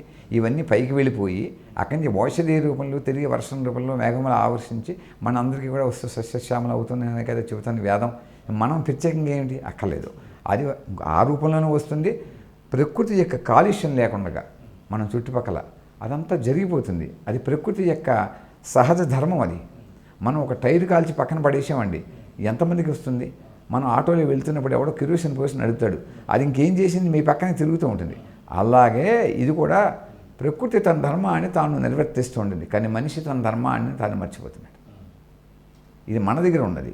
ప్రకృతి ఎప్పుడు కుదరదు. ప్రకృతి ఇప్పుడు ప్రకృతి యొక్క వైపరీత్యం మనం వచ్చింది కరోనా ఏంటి? అందరి యొక్క ఇది మనం స్థితిగతులు మనం మార్చింది. ఎందుకు మార్చింది? దాన్ని మనం ఒక లెసన్ నేర్చుకోవాలి. వాళ్ళకు ఉండే ఫ్రీడమ్ని, పశుపక్షాలకు ఉండేటువంటి ఫ్రీడమ్ని మనం తీసేసుకుని మనం యథేచ్ఛగా ఉన్నామంటే అవి బయట ఉన్నాయి, మనం లోపల ఉన్నాం. ఒకప్పుడు యజ్ఞయాగాదులు కానీ హోమాలు కానీ నిర్దిష్టంగా కొంతమంది మాత్రం చేసి ఒక చోట కూర్చుని దానికి కావాల్సినటువంటి విధంగా అంటే వాళ్ళు పూర్తి స్థాయిలో శుద్ధిగా ఉండి చేస్తూ ఉండేవారు కదండి. ఇప్పుడు ఈ కమర్షియల్గా ఏంటంటే ఏ చిన్న సమస్య చెప్పినా సరే మీరు యజ్ఞం చేసుకోండి, హోమం చేసుకోవాలి, ఇలా చేసుకోవాలని చెప్పి ఎక్కడ పడితే అక్కడ చేయించడం వలన ఏమైనా ఇబ్బందులు ఉన్నాయా గురుగారు? ఏమి అసలు అగ్ని వల్ల మీకు ఏం ఇబ్బంది ఉండదండి. ఎందుకంటే మహా అయితే వాళ్ళు మీ దగ్గర ఏం చేసుకుంటారో ధనాన్ని ఆశిస్తారు. కానీ ధనాన్ని ఆశించినా కూడా మీద ఒక పవిత్రమైనటువంటి కార్యక్రమానికి వాళ్ళు బీజం పలుకుతున్నారు. మనం ఇది ఆనందపడాలి. ఎందుకనంటే మనకు ఉన్నటువంటి సాంప్రదాయాన్ని ఒకసారి వీళ్ళకి ధనాశతోటైనా కనీసం లేపుతున్నారు కదా, అలా ఆనందపడాలి. దీంట్లో ఏముంది ఇబ్బంది? అది అగ్ని పవిత్రమైనటువంటిది కదా. అగ్నికి కాలుష్యం ఎక్కడుంది? అది అగ్నికి పవిత్రత లేకుండా పంచభూతాలే అసలు పవిత్రమైనటువంటివి. కాకపోతే అగ్ని పైకి వెళ్తుంది, నీళ్లు కిందకి వెళ్తాయి. తేడా ఏమిటి? అగ్ని యొక్క లక్షణం ఏంటి? పైకి వెళ్తుంది, ఊర్ధ్వముఖంగా వెళ్తుంది. నీళ్ళు ఏం చేస్తాయి? ఎక్కడున్నా చొచ్చుకుంటూ కిందకి వెళ్ళిపోతూ ఉంటుంది. ఇది వీటికి ఉండేటువంటి లక్షణాలు. కాబట్టి నీళ్ళకి వాటికి ప్రవాహాన్ని ఆపగలరా? అది శుద్ధి చేసుకుంటూ వెళ్ళిపోతుంటుంది. దాంట్లో రాజు లేదు, పేర లేదు, బిల్డింగ్ లేదు, ఏం లేదు. అగ్ని కూడా దహించి మన యొక్క చెడుని పోతూ ఉంటుంది. ఎంత చేస్తే అంత మంచిదండి. ధనం వాళ్ళు ధనాశతో చేయనివ్వండి, కానీ ఒక మనిషిని ప్రేరేపించి నిజంగా చేస్తే వాళ్ళు ఒకవేళ వాళ్ళు మోసం చేస్తే దేవుడు ఈశ్వరుడు ఉన్నాడు. అది చెప్తాను, గురు శిష్యులు చెప్తాను. ఒకవేళ కనుక శిష్యుడిని సాంప్రదాయ సిద్ధంగా కనుక పట్టుకెళ్ళిపోతే వాళ్ళని ఈశ్వరుడు కాపాడుతాడు. మనకు ఆ విశ్వాసం ఉండాలి.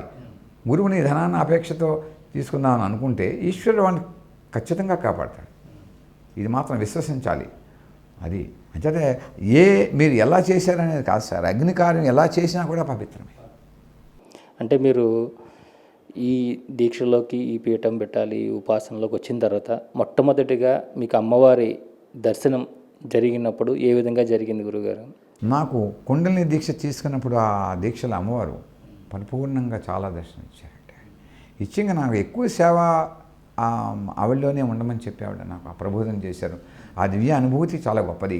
ఇంకా అక్కడి నుంచి నేను ప్రత్యేకంగా ఇంకా సమయాన్ని నేను ఇక్కడ దీని గురించే పెట్టుకున్నాను. ఇప్పుడు నేను విశ్రాంతి తీసుకునేటువంటి సమయం కానీ అది నేను నిజంగా చెబుతాను మీకు, ఒక పూట భోజనం చేసి ఉండడం చాలా కష్టము. కానీ నిద్ర కూడా రాత్రి కూడా ఎవరో అభిమానులు నాకు ఫోన్ చేస్తుంటారు. వాళ్ళ శిష్యులని ఎందుకనంటే శిష్యుడు వేరు గురువు వేరు కాదు కాబట్టి వాళ్ళు మనందరం ఒకటే ఫీల్ అయితే దాని మీద మమత వస్తుంది. అంచేత అది లేదు, మనం అందరం ఒకటే, అది మనకు మంచిది అని రాత్రి 1 గంట చేయని 2 గంటలకు చేయని వాళ్ళకి నేను ఖచ్చితంగా అటెండ్ అవుతాను. మరి ఆ ఒక్క గంటన్నర 2 గంటలో ఒక నిద్ర ఉంటుంది. దాంతో మళ్ళా నేను జీవనక్రియని మరి అవన్నీ చేస్తున్నాను అని అంటే ఆ భగవంతుడు ఇచ్చినటువంటి ఒక వరము, ఏదో ఒక శక్తి నన్ను నడిపిస్తుందని మాత్రం విశ్వసిస్తాను. ఇదైతే ఉంది. అది భగవంతుడు కొంతమందికి ఆ రోజున కలిగింది, ఆ దివ్య నాకు అనుభూతి కలిగింది, ఆ దర్శనం కలిగింది. కానీ అది కలిగితే ఏం ప్రయోజనం? దానివల్ల మనం ఏదైనా చేయగలిగితే ఉపయోగం. దర్శనాలు పొందితే ఉపయోగం. ఆ దార్శనికతని మనం విశ్వాల్లోకి పట్టుకెళ్ళగలిగి మనం ఏదైనా కొంత చేయగలిగితే నిజంగా మనం అందుకని అంటారు ప్రాయశ్చిత్తం లేని యాత్ర ఇవన్నీ పనికిరావు, జన్యం లేని బ్రాహ్మణం పనికిరారు అంటారు కదా. అంచేత మనం దాని నుంచి ఏదైనా పరివర్తన చెంది ప్రాయశ్చిత్తంగా 10 మందికి నడిపించగలిగితే మనం ఏదో మంచి చేయగలిగితే అది నిజంగా మన అమ్మవారు ఇచ్చినటువంటి సందేశం. అది పూర్తిగా నేను కూడా చేయలేకపోవచ్చు, కానీ నాకు అందినటువంటి సంకేతాలని వాళ్ళకి చెప్పడం నా ధర్మత. అది దాంట్లో నిస్వార్థత ఉంటుంది. వాళ్ళని నడిపించాలి. కొత్త వాళ్ళు కావచ్చు, పాత వాళ్ళు కావచ్చు, వస్తూ ఉంటారు. ఇప్పుడు ఆల్ఫర్డ్ లార్టెంజన్ చెప్పినట్టుగా men may come and men may go but I go on for ever అని. వాళ్ళు వచ్చారనేటువంటిది నా ప్రయత్నం కాదండి. నాకు ఈ ప్రవాహం నిరంతరం సాగాల. ఇది ఒక మనిషితోటి కాదు. నేను అందుకే అందరికీ చెప్తాను, మీరు ఎవరిని అడుగుతున్న ఆ శిష్యులు నాకు సంబంధించిన వాళ్ళందరినీ కూడా, బాబు వ్యవస్థను నమ్ముకోండి, వ్యక్తుల్ని నమ్మవద్దు. వ్యక్తులు శాశ్వతం కాదు, వ్యవస్థ శాశ్వతము. ఈ సమాజానికి కావాల్సింది ఇది అంటే ఇక్కడున్నటువంటి దేవతని మీరు ఏది కావాలంటే అది అడగండి, వాళ్ళు ఇస్తారు. నన్ను ఏమీ నేను కూడా మీలాగానే ఒక సామాన్యుణ్ణి అని చెబుతూ ఉంటాను. ఎందుకంటే మీకు అనుష్ఠానం చేసుకోండి, అంతా ఇంకోళ్ళు చెయ్యాలి అని అనుకోద్దు. ఎందుకంటే ఎవరికి ఆకలిస్తే వాడు తినాలి, ఎవడి బాధ వాడి. మీరు అడిగినట్టుగా మీ కోరికను ఇంకో బ్రాహ్మణులు అడగలేరు. మీరు అడిగినటువంటి ఆర్తి అది వేరుగా ఉంటుంది. మీ ఆర్తిని పరమేశ్వరుడు వినేస్తాడు. మేము ఎప్పుడు సక్సెస్ అవుతాము అని అంటే, ఒక సిద్ధాంతం ఉన్నది, కర్మ సిద్ధాంతం. ఒకళ్ళ కర్మని క్షయింపాలంటే వాళ్ళ దగ్గర నుంచి మనం ఏమి ఆశించరాదు. సేవాభావంతో కానీ ధనభావంతో కానీ మనం ఏది ఆశించినటువంటి రోజున ఒకళ్ళ తరపున చేసేటువంటి ప్రార్థనలు, ఒకళ్ళ తరపునటువంటి యజ్ఞయాగాదులు విశేషమైనటువంటి ఫలితాన్ని ఇస్తాయి. ఇది మాత్రం సత్యం అండి. అప్పుడు అవి సత్యాన్ని ఇస్తాయి. ఎందుకంటే ఎవరో ఎక్కడో నాకు రాత్రి 1 గంటకు ఫోన్ చేశారు అనుకోండి, ఒంట్లో బాగలేదో, చాలా ఇబ్బందులు ఉన్నాను, వాళ్ళ గురించి మనం ఆ టైంలో వాళ్ళు ఏదో ఇస్తారనో, వాళ్ళు ఏదో మనం ఆశించో కనుక చేస్తే అవన్నీ కలగదు. అది నిస్వార్థంగా మనం చేస్తే నిజంగా వాళ్ళు స్పందన చెంది వెంటనే తగ్గినటువంటి సందర్భంలో అనేకం ఉన్నాయి. టెలిపతి, ఆ టెలిపతి ద్వారా వాళ్ళకి ఖచ్చితంగా అది అందుతుంది. ఎన్ని వేల కిలోమీటర్లు ఉన్నా సరే, అమెరికాలో ఉండొచ్చు, విదేశాలు ఎక్కడన్నా ఉండండి, వాళ్ళందరూ కూడా మాకు తగ్గిందనేటువంటి మంచి వార్తలు మాకు చెబుతారు. ఒక మంచి వార్త కాదు, చాలా మంచి వార్తలు చెబుతుంది. ఎందుకు ఇప్పుడు ఈ గురురత్నమాలికా స్తోత్రం నేను అది బయటికి ఆ భగవంతుడి దయ వల్ల అందజేసిన తర్వాత వాళ్ళు చెబుతున్నటువంటి అనుభూతులు కోకొడలు. నేను అదే చెబుతున్నాను వాళ్ళందరూ కూడా, మీరు అదే చదువుకోండి. దాంట్లో గణపతి నుంచి లక్ష్మి ఉన్నది, అనఘాలక్ష్మి అంటే లక్ష్మి ఉంది, సరస్వతి ఉంది, దక్షిణేశ్వర కాళికి ఉంది, మహాకాళి, మహాలక్ష్మి, మహాసరస్వతి, అందరు గురుదేవులు వచ్చేశారు. సోల్ పవర్ అంటారు కదా, అంచేత అందరి యొక్క గురువుల యొక్క దివ్యాత్మలు ఆ స్తోత్రంలో ఇమిడి ఉన్నాయి. వాళ్ళు మనకి ఆటోమేటిక్గా మిమ్మల్ని ఆశీర్వదిస్తారు.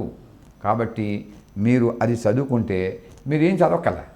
ఎందుకు? సర్వమంగళాదేవి అయినటువంటి మధుమతీదేవి అనఘాలక్ష్మితో ఎండ్ అయింది అంటే అంత పూజ దాంట్లోకి వచ్చేసింది. దానికి కూడా ఒక చిన్న ఉదాహరణ చెప్తా. ఇప్పుడు మనం ఎవరినో ఒక పీఠాధిపతి గారిని పిలిపించాం, వారు ఏం చేస్తారండి, గురుపాదుకులు పట్టుకొస్తారు. పాదుకాంతర దీక్ష కదా ఇది. సామాన్య జనులకి సరళీకృతంగా ఇది పరమేశ్వరుడు అందరికీ కూడా అందజేసినటువంటి ఒక మహా విద్య అనుకోండి, ఏదైనా అనుకోండి, అది నిజంగా గురుపాదకులు. గురుపాదకులకు పూజిస్తే మనకి ఎంత ఫలితం కలుగుతుందో, ఆ గురురత్నమాలికా స్తోత్రాన్ని పఠిస్తే అది నిజంగా అంత కలుగుతుంది. అంతే. ఇది మీకు మొత్తం అంతా కూడా విశ్వం నుంచి మీకు వచ్చినటువంటి విశ్వమేనండి. దీంట్లో నాదేం లేదు అసలు. నాది అసలు దీంట్లో లేచ మాత్రం ఏమీ లేదు అసలు. వారు చెబితే నా కార్యక్రమం నేనేమో రాయడానికి అసలు వారు ఇచ్చినటువంటి ఆ సందేశాన్ని యథాతథంగా నేను తెలియజేశాను.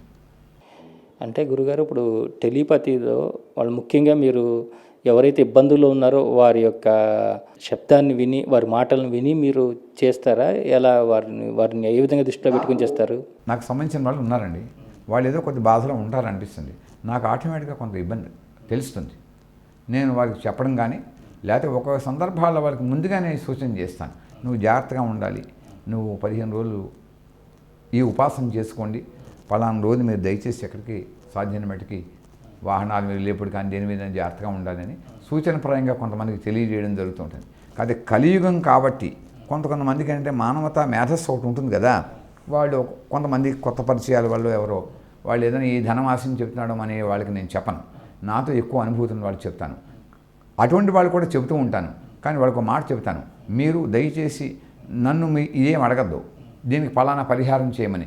పరిహారం కూడా నేను మీకు చెప్పేస్తున్నా, మీరే ఆ పరిహారాన్ని మీరు చేసుకోండి. ఎందుకంటే మళ్ళీ వాళ్ళకి ఇంకో థాట్ రాకూడదు, నేనేదో యజ్ఞం చేయిస్తానో లేకపోతే జపాలు చేయిస్తానో ధనం గురించి చెప్తాననే మాట రాకుండా ఫలానా దాన్ని మీరు పారాయణ చేసుకోండి, మంచి అయిన తర్వాతనే మీరు మళ్ళా ప్రశాంతంగా ఉండండి, నాకేం చెప్పద్దు. ఎందుకంటే అక్కడ నేను క్లియర్ అయిపోతాను. ఎందుకంటే నేను ఒక సిద్ధాంతాన్ని నమ్ముతానండి. నాకు ఈ రోజు ఈ క్షణంలో ఈ పీఠంలో కూర్చున్నప్పుడు కానీ, నేను బయట ప్రయాణం చేసినప్పుడు కానీ నాకు ఏదైతే సందేశాలు అందుతుంటాయో అవి నీ యథాతథంగా చెప్పడం నా యొక్క ధర్మత. ఎందుకంటారేమో నా టెలిపతి ఆగిపోతుంది. అవతే నాకు వచ్చే టెలిపతి నేను చెబుతానని కదా, నాకు దివ్య సందేశం అందుతోంది అంచేత నేను చెప్పాలి. చెప్పకపోతే భగవంతుడు ఏం చేస్తాను, వీడికి చెప్పి కూడా కాదండి, వీడు చెప్పినా కూడా సందేశాన్ని చెప్తే వీడు కృతజ్ఞుడు, కాబట్టి వీడికి టెలిపతి లేదు. దీనివల్ల ఎవరో ఒకరి కోసం నా సందేశాన్ని నేను మానిపించుకోవాలి. అందుకనే నా ప్రయాణం ఎప్పుడు కూడా నేను ఒకటే, ఆ దివ్య సందేశాన్ని ఈ విశ్వానికి అందజేయడమే మన యొక్క లక్ష్యం.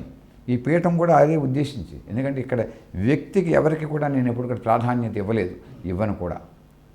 నాకు చాలామంది వచ్చి ఇక్కడ నేను అది చేస్తే ఇది చేస్తా ఉంటారు. నేను వ్యక్తులకి ఆరాధన చేయనండి. వ్యక్తులకి ఆరాధన అంటే దేవుడు ఈ ఆరాధన అంటే అది కాదు, వాళ్ళకి చేయించడం అని కాదు. వాళ్ళు వచ్చారు, అది చేసుకోవాలి, వెళ్ళిపోవాలి, ఇంతవరకే. పదేగా ఏంటంటే చాలామందికి సమస్యలు ఉంటాయి, మరి వాళ్ళని కూడా నేను చూసుకోవాలి కదా. అది అందరూ సమానమే. నేను ఒకటి నేర్చుకుంటాను. ఇప్పుడు మిగతా మతంలో ఒక మతంలో మనం చెప్పకూడదు, కానీ ఇప్పుడు వాళ్ళు సామాన్యుడు వచ్చి వెనకాల నుంచే పూజ చేస్తాడు, అది మనం అవలంబించుకోవాలి. ఇక్కడ వచ్చిన తర్వాత ఒకడు రాజు ఒకడు ఇది ఏం లేదు, అందరూ సమానం అంతే. దైవం ముందు అందరూ మొకరిల్లాల్సిందే. ఒకరు వీళ్ళు పూజ చేస్తుంటే నేనే లేటుగా వస్తే నేను కూడా అక్కడనే నుంచి కాసేపు ఆగుతా. ఆ క్రమశిక్షణ మనం నేర్పకపోతే మనం ఏం చేసుకుంటాం? అది మంచి అనేది ఎక్కడున్నా స్వీకరించాల్సిందే, తప్పదు. అంటే ఏంటంటే టెలిపతిని చెప్పడం వల్లనే నాకు ఇంత విద్యను వచ్చిందండి, అయితే రాదు. నేను ఏ మంత్రమైనా సరే, ఇప్పుడు మీకు ఇది చేయాలని వచ్చింది అనుకోండి, నేను అది వెంటనే వాళ్ళకి తెలియపరుస్తాను. నేను కొన్ని సందర్భాల్లో శిష్యుని అడుగుతూ ఉంటా, నిన్న నీకు హోమం చేయించాం కదా, ఆ హోమం ఏమైనా గుర్తుందా అని. ఎందుకు? అది చేసాం, అయిపోయింది ట్రాన్స్లో, నేను రికార్డ్ చేయలేదు కదా. వాళ్ళు అంటుంటే, గురుగారు మీరు చదివారు, మేము నెయ్యి వేసాం, మనకేం చేసాం. దాంట్లో విజ్ఞులను అడుగుతా. ఎవరో కొంతమంది బ్రాహ్మణులు ఉంటారు కదా, నిన్న హోమం చేశాం కదా, ఆ హోమంలో మంత్రాలు ఏమైనా చదివాను గుర్తుంటాయా మీకు అని అడుగుతాను. వాళ్ళు అంటారు, గురుగారు మరి మీ అలా కాదు కదా, ఏదో లీలగా ఈ పదాలు అన్నారు. తర్వాత మళ్ళీ నాకు ప్రకృతి ఒక వరం ఏంటంటే ఎక్కడో మళ్ళీ అది అప్పుడు రాసుకుంటా. ఒకసారి ట్రాఫిక్లో బండి మీద వెళ్తున్నప్పుడు కూడా ఒకసారి నాకు వస్తూ ఉంటాయి, ట్రాఫిక్లో పక్కన ఆపేసి ఆ మంత్రం రాసేస్తాను, వెళ్ళిపోతుంది. లేకపోతే అప్పుడు నాకు అర్థమవుతుంది ఏంటంటే ఎవరికో ఆపదలో ఉన్నవాడికి ఈ మంత్రం చేయవలసిన అవసరం ఉందని, దాని ముందు ఒక వారం రోజులు 8 రోజులు సాధన చేయడానికి నాకు ఇస్తారండి. ఈ జపం చేసిన తర్వాత ఫస్ట్ ప్రయోగం పీఠంలో చేస్తాం. దానికి సంబంధించినటువంటి ఒక వ్యక్తి ఎవరో వస్తారు, వాళ్ళ జాతకంలో అది ఉంటుంది. అలా ఇవి అనుభూతి చెందే నేను. అంటే ఈ భక్తి మార్గంలో, అంటే ఈ హోమాలు, యజ్ఞాలు, పూజలు, జపాలు, ఈ మార్గంలో ఉన్న వాళ్ళకి గురు మార్గంలోకి వచ్చిన వాళ్ళు రెండిట్లకి తేడా, అంటే భక్తికి ఆధ్యాత్మిక రెండిట్లకి ఒక చిన్న తేడా కనిపిస్తుంది కదండి. అంటే మీరు మళ్ళీ ఈ గురు మార్గం వైపుగా, అంటే మహావతార్ బాబాజీ ఇక్కడికి రావడం, అంటే ఈ సందేశాలన్నీ మళ్ళీ ఎలా తీసుకుంటున్నారు గురుగారు? అంటే ఎవరైనా మొట్టమొదటి యొక్క లక్ష్యం వాడికి ఆధ్యాత్మంలో భక్తి మార్గమే కదా, అసలు జ్ఞానమే కదా మోక్షం. విజ్ఞానం ఉంటే ఎందుకు మీకు? జ్ఞానమే మోక్షం కదా. ప్రహ్లాదుడు అదే చెప్పాడు, జ్ఞానమే మోక్షం. కాబట్టి జ్ఞానము అల్టిమేట్గా ఈ మనకి సహస్రాలలో ఉండేటువంటిది ఈ సింసుమార్ చక్రం, అక్కడ గురుమండల రూపమే కదా ఉన్నది. అల్టిమేట్గా అన్ని గురువే, ఇంకేం లేదు. మీరు ఎన్ని ఉపాసనలు చేసినా అంతక్కడ గురుమండల రూపమే కదా. అదే కదా దక్షిణామూర్తి తత్వం కూడా చెబుతోంది. అది దాంట్లో నేను రావాల్సిన ఏంటంటే ఉపాసన ఆ యొక్క మెట్టెక్కినట్టుగా స్వామివారు నన్ను అక్కడ పట్టుకొచ్చారు. నేను చేసావు, ఇంక విశ్వానికి చేయవలసింది అంతే. అంటే మహావతార్ బాబాజీ గారి ఎట్లా మీకు దాన్ని కనెక్ట్ అయ్యారు? మహావతార్ బాబా గారిది ఎవరిదో ఒక సందర్భాల్లో నాకు చాలా కష్టాలు ఉన్నారు. నేను మహావతార్ బాబా గారిని కూడా కొన్ని చేసి ఉన్నాను. నేను చేయడం కాదు, వారు నాకు ఏదో దివ్యలీలల వల్ల చేయడం జరిగింది. చేస్తే వారికి ఆ అమ్మాయికి నేను ఆ హోమాలు చేసి, నేను ఆయన ఫోటో పెట్టి ఆ హోమం చేసి చేశాను, అక్కడితో ఎండ్ అయిపోయింది. కానీ ఆ మహావతార్ బాబా నేను హోమం చేసినప్పుడు ఒక సబ్టిల్ ఫామ్లో వచ్చి ఆయన ఆహుతిని తీసుకువెళ్తున్నట్టుగా నిదర్శనంగా నాకు కనపడుతుంది. అందుకనే రోజు చెప్తాను, మహావతార విద్మహే సద్గురుదేవాయ ధీమహి తన్నో బాబాజీ ప్రచోదయాత్ స్వాహ అని చెప్తాను. అలాగే కుర్తాల పీఠం అయింది. సిద్ధపురుషాయ విద్మహే కుర్తాల పీఠాధీశాయ ధీమహి తన్న సిద్ధగురుషి సిద్ధేశ్వరానంద భారతి స్వామినః ప్రచోదయాత్ అని చెప్తాను. అని చెప్పి వారికి కూడా ఆహుతి ఇచ్చేస్తాను. ఇంకా ఎవరికైనా ఇవ్వనమంటే ఆహుతి ఇచ్చినప్పుడు ఇవ్వడమే జరుగుతుంది. అవి ఈ తత్వానికి ఆ తత్వానికి అని అడగచ్చు మీరు. అయితే అండి శ్రీ విద్యోపాసన అంతా కూడా అంతా తస్మై శ్రీ గురువే నమః అంతే. ఇదంతా ఒకటే వచ్చేసింది. కానీ ఇది ప్రజల్లోకి మనం ఈ దత్త మార్గం అనుకోండి, అంతా దత్త దిగంబరే కదా, అంతా కూడా గురు స్మరణ వల్ల కలిగేటువంటిది మార్గమే కదా అంతా నేర్పింది. అంతే ఇది మన ఇతిహాసము, మన గ్రంథాలు, ఈ దత్త పురాణాలు ఇవన్నీ ఏం చెబుతున్నాయంటే అసలు ఏది సర్వస్వం ఉన్నదో అదినే మనం నేర్పాలి. ఇవన్నీ చాలా ఇప్పుడు తులసీదాస్ రామాయణంలోంచి తీసి ఒక సుందరకాండ రాశారు. మరి అక్కడి నుంచి మన హనుమాన్ చాలీసా, ఆ హనుమాన్ చాలీసా ఎంతమంది అనుభూతి చెందగలిగారు? రామాయణం అందరూ చదవలేకపోవచ్చు, వాల్మీకి రాశారండి, తెలుగులో సరిగా ఉంటారు. మరి మన ఇది సుందరకాండ యొక్క ఎస్సెన్స్ మన హనుమాన్ చాలీసాలో అనుభూతి చెందుతున్నారు కదా అందరూ కూడా. అలాగే ఉపాసన కూడా అలా ఉంటుందండి. మనం దానికి ఏదైనా అంతా ఇప్పుడు భాగవతోత్తముడి యొక్క లక్ష్యం ఏంటంటే ఇంత గ్రంథాలు పెట్టుకుని చదవక్కల్లా, నామస్మరణ కలియుగంలో కదా తక్కువ టైంలో మనకున్నటువంటి సమయంలో భక్తులందరూ కూడా వాళ్ళు తక్కువ సమయంలో ఇది చదువుకోండి అని చెప్పగలగాలి.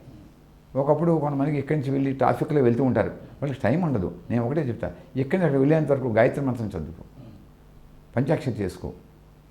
మీరు ఒకే చోట కూర్చొని చేయలేరు. అది సౌలభ్యాన్ని మనం చేయాలి కదా. మీరు అలాగే కూర్చోండి అంటే వాళ్ళు వృత్తి వ్యాపారాలు అనుకూలించద్దు. అందరికీ ఆ అవకాశాలు కూడా ఉండాలి కదండి. అది ఈ దత్త జయంతి రోజున మీరు రాసినటువంటి గురు రత్నమాలిక ఏదైతే శ్రీ గురు రత్నమాలిక ఏదైతే ఉన్నదో అండి, అది ఇప్పుడు మీకు చెప్పడానికి వస్తుందండి గురు? ఒకసారి మా కోసం. ఓం వక్రతుండ మహాకాయ కోటి సూర్య సమప్రభా నిర్విఘ్నం కురు మే దేవ సర్వకార్యేషు సర్వదా. దిగంబరా దిగంబరా సంకటహర వల్లభ గణేశ శ్రీ గురుదత్తా దిగంబరా. స్మతృగామీ సనోవతు స్మతృగామీ సనోవతు స్మతృగామీ సనోవతు. దిగంబరా దిగంబరా శ్రీపాదవల్లభ దిగంబరా సర్వభాగీశ్వర శ్రీ గురుదత్తా దిగంబరా. స్మతృగామీ సనోవతు స్మతృగామీ సనోవతు స్మతృగామీ సనోవతు. దిగంబరా దిగంబరా శ్రీపాదవల్లభ దిగంబరా పీఠికాపుర నిత్యవిహారా శ్రీ గురుదత్తా దిగంబరా. స్మతృగామీ సనోవతు స్మతృగామీ సనోవతు స్మతృగామీ సనోవతు. దిగంబరా దిగంబరా శ్రీపాదవల్లభ దిగంబరా శ్రీక్షేత్ర శ్రీ నృసింహ సరస్వతి శ్రీ గురుదత్తా దిగంబరా. స్మతృగామీ సనోవతు స్మతృగామీ సనోవతు స్మతృగామీ సనోవతు. దిగంబరా దిగంబరా శ్రీపాదవల్లభ దిగంబరా సిద్ధరత్నమాణిక్ ప్రభు శ్రీ గురుదత్తా దిగంబరా. స్మతృగామీ సనోవతు స్మతృగామీ సనోవతు స్మతృగామీ సనోవతు. దిగంబరా దిగంబరా శ్రీపాదవల్లభ దిగంబరా అక్కల్కోట వట వృక్ష మహారాజ్ స్వామి సమర్థ శ్రీ గురుదత్తా దిగంబరా. స్మతృగామీ సనోవతు స్మతృగామీ సనోవతు స్మతృగామీ సనోవతు. దిగంబరా దిగంబరా శ్రీపాదవల్లభ దిగంబరా సద్గురు షిరిడి సాయి శ్రీ గురుదత్త దిగంబర స్మతృగామి సనోవతు స్మతృగామి సనోవతు స్మతృగామి సనోవతు దిగంబర దిగంబర శ్రీపాదవల్లభ దిగంబర సమర్థ రామదాస యోగీశ శ్రీ గురుదత్త దిగంబర అవధూత గజానన శ్రీ గురుదత్త దిగంబర సత్యదత్త సాక్షి టెంబే స్వామి శ్రీ గురుదత్త దిగంబర స్మతృగామి సనోవతు స్మతృగామి సనోవతు స్మతృగామి సనోవతు దిగంబర దిగంబర శ్రీపాదవల్లభ దిగంబర ఆదిసిద్ధయోగీశ్వర శ్రీ గురుదత్త దిగంబర సర్వగురు శంభో శ్రీ గురు దక్షిణామూర్తి శ్రీ గురుదత్త దిగంబర విశ్వగురు శ్రీ వ్యాస వాసుదేవ శ్రీ గురుదత్త దిగంబర స్మతృగామి సనోవతు స్మతృగామి సనోవతు స్మతృగామి సనోవతు దిగంబర దిగంబర శ్రీపాదవల్లభ దిగంబర దివ్యగురు మహావతారు బాబా శ్రీ గురుదత్త దిగంబర జగద్గురు ఆదిశంకర శ్రీ గురుదత్త దిగంబర శరవణ భవ శ్రీ స్వామినాథ శ్రీ గురుదత్త దిగంబర శబరిమల శ్రీమణికంఠ శ్రీ గురుదత్త దిగంబర స్మతృగామి సనోవతు స్మతృగామి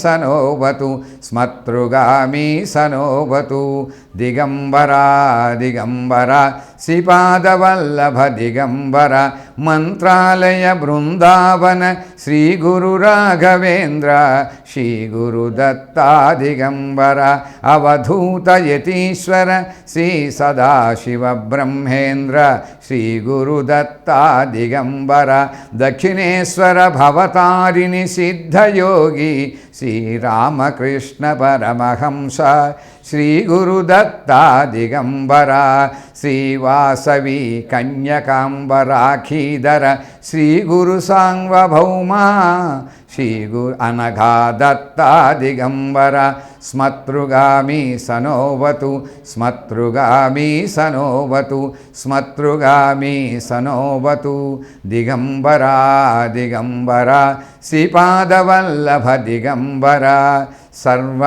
సర్వమంగళమాంగళ్యే శివే సర్వార్థసాధికే శరణ్యే త్ర్యంబికే మధుమతి దేవి సిద్ధమంగళ అనఘాదత్త దిగంబర స్మతృగామి సనోవతు స్మతృగామి సనోవతు స్మతృగామి సనోవతు ఆయురారోగ్యం ఐశ్వర్యం బలం పుష్టిర్మహద్యశః కవిత్వం భుక్తిముక్తిం చ శ్రీగురుశరణం మమ శ్రీగురుశరణం మమ శ్రీగురుశరణం మమ మంగళం గురుదేవాయ మహనీయ గుణాత్మనే సర్వలోకశరణ్యాయ సాధురూపాయ మంగళం మంగళం శ్రీగురు సార్వభౌమాయ స్మతృగామినే అనఘా దత్తాత్రేయాయ సిద్ధమంగళమంగళం సిద్ధమంగళమంగళం సిద్ధమంగళమంగళం నమో బ్రహ్మణ్యదేవాయ గోబ్రాహ్మణహితాయ చ జగద్ధితాయ కృష్ణాయ శ్రీగోవిందాయ నమో నమః చతుస్సాగరపర్యంతం గోబ్రాహ్మణేభ్యः శుభమస్తు నిత్యం లోకాः సమస్తాः సుఖినో భవంతు లోకాः సమస్తాः సుఖినో భవంతు లోకాः సమస్తాः సుఖినో భవంతు సర్వే జనాः సుఖినः సంతు సర్వే భద్రాణి పశ్యంతు మాం సకుటుంబకం రక్షन्तు అనేన శ్రీగురుః అనఘా దత్తప్రీయంతాం సర్వశాంతి విశ్వశాంతి దివ్యశాంతి అనంత శాంతి శాంతి శాంతి. ఓం స్వస్తి. ఫలసిద్ధి కూడా ఈ యొక్క శ్రీ గురు రత్నమాలిక స్తోత్రాన్ని విశేష కార్యసిద్ధి కోసం 41 రోజులు రోజుకి 11 పర్యాయం చొప్పున పారాయణ చేసినట్లయితే అనుకున్నటువంటి పనులన్నీ కూడా నెరవేరుతాయి. లేదు రోజుకి 3 సార్లు కానీ 5 సార్లు కానీ 11 సార్లు కానీ వారు 11 రోజులు దీక్షగా చేసినా కూడా వారి యొక్క కార్యసిద్ధి కలుగుతుంది. ఆయువు, ఆరోగ్యం, ఐశ్వర్యం అంతా కూడా కలుగుతుందని చెప్పేసి దత్తాత్రేయుల వారే దానికి సాక్షి. అంచేత అందరూ కూడా పారాయణం చేసి చక్కగా అనుభూతిని చెంది అన్ని లోకమంతా కూడా సుఖంగా ఉండాలనే విశ్వశాంతి కోసం మనందరి కోసం శ్రీ గురు దత్తాత్రేయుల వారు అనఘాలక్ష్మీ సమేత దత్తాత్రేయుల వారు ప్రసాదించినటువంటి ఈ గురు ప్రసాదాన్ని అందరూ కూడా అనుభూతి చెందాలని, విశ్వమంతా కూడా సుఖ సంతోషాలతో ఉండాలని కాంక్షిస్తూ ఈ శివకామేశ్వరి విధామం తరపున ఈ యొక్క అదృష్టాన్ని నాకు ప్రసాదించినందుకు గురుదేవుని అందరికీ కూడా నాకు జన్మించిన తల్లిదండ్రులను కూడా కృతజ్ఞతలు తెలుపుకుంటూ ఈ ప్రత్యేకంగా ఈ శ్రీ సన్నిధి ఈ టీవీ కార్యబృందానికి అందరికీ కూడా ఇక్కడ విచ్చేసినటువంటి ప్రత్యేకంగా ఈ సత్యం గారికి అందరికీ కూడా మేము విశేషంగా కృతజ్ఞతలు తెలుపుకుంటూ అందరూ కూడా సుఖ సంతోషంతో ఉండాలని కోరుకుంటూ సర్వే జనా సుఖినో భవంతు, సర్వే జనా సుఖినో భవంతు, సర్వే జనా సుఖినో భవంతు. చాలా సంతోషం గురుగారు. ధన్యవాదాలండి. ఇంతవరకు మనం శివకామేశ్వరి దివ్యధామం ఒక గొప్ప శక్తి క్షేత్రంలో మనం ఈ సత్సంగం చేయడం జరిగింది. ఇది మనకి హైదరాబాద్లో ఉన్న వాళ్ళకి కానీ సికింద్రాబాద్లో ఉన్న వాళ్ళకి కానీ చాలా దగ్గరైనటువంటి కవాడిగూడలో ఉన్నటువంటి శక్తి క్షేత్రం. అలాగే మనకి గురువుగారు ఎప్పుడు కూడా అందుబాటులో ఉంటూ ఉంటారు. మీరు ఎవరైనా కూడా కావచ్చు, ఎన్నో విషయాలు ఈ ఇంటర్వ్యూలో చెప్పడం జరిగింది. వీటిని మీరు పాటిస్తూ, అలాగే మీకు ఏదైనా సందేహాలు ఉంటే ముందుగా పేపర్ మీద రాసుకుని 1-2 ఏది ఉందో మన పేపర్ మీద రాసుకుని మనం ఏమి అడిగితే ఒక గురువు గారు మనకి ఫోన్ చేస్తే వారు తీసి మాట్లాడుతున్నారంటే వారి సమయం ఎంతో విలువైంది. అనవసరమైన విషయాలు ఏమీ మాట్లాడకుండా మీకు ఏది అవసరమో ఇప్పుడు ప్రస్తుతం ఉన్న నా పరిస్థితికి నాకు ఏది అవసరమో అది అనుకుని దానికి ప్రకారం గురువుగారికి మీరు సంప్రదించి వారి యొక్క ఆశీస్సులు, అలాగే వారు ఏం చెప్తారో ఆ విధంగా మీరు అవన్నీ కూడా పాటించాలి. ఎందుకంటే వారు చెప్పేది ప్రతిదీ కూడా విశ్వం నుంచి వారికి వచ్చినటువంటి సందేశాలను మాత్రమే మనందరికీ అందిస్తారు. కాబట్టి మీరు ఈ యొక్క గొప్ప సదావకాశాన్ని గురుదేవులు మనకి ప్రసాదించారు, పరమ గురుమండలి మనకి ప్రసాదించింది. అలాగే ఆ శివకామేశ్వరి అమ్మవారు మనకు ప్రసాదించారు ఇంత గొప్ప సత్సంగాన్ని, ఇంత గొప్ప జ్ఞానాన్ని, మీకు కూడా ఇంత గొప్ప అవకాశాన్ని. కాబట్టి మీరు దీన్ని సద్వినియోగం చేసుకోండి. మీరంతా కూడాను అందరం కూడా సంతోషంగా ఉందాం, అందరం కూడా ఆనందంగా ఉందాం, అందరం కూడా ప్రేమగా ఉందాం. ఈ సంతోషాన్ని, ఆనందాన్ని, ప్రేమని అందరికీ పంచుదాం. ఈ లోకం అంతా కూడా సుభిక్షంగా సంతోషంగా ఉండాలని కోరుకుంటూ మరొక ఇంటర్వ్యూలో మళ్ళీ కలుసుకుందాం. అంతవరకు చూస్తూనే ఉండండి శ్రీ సన్నిధి టీవీ. నమస్కారం.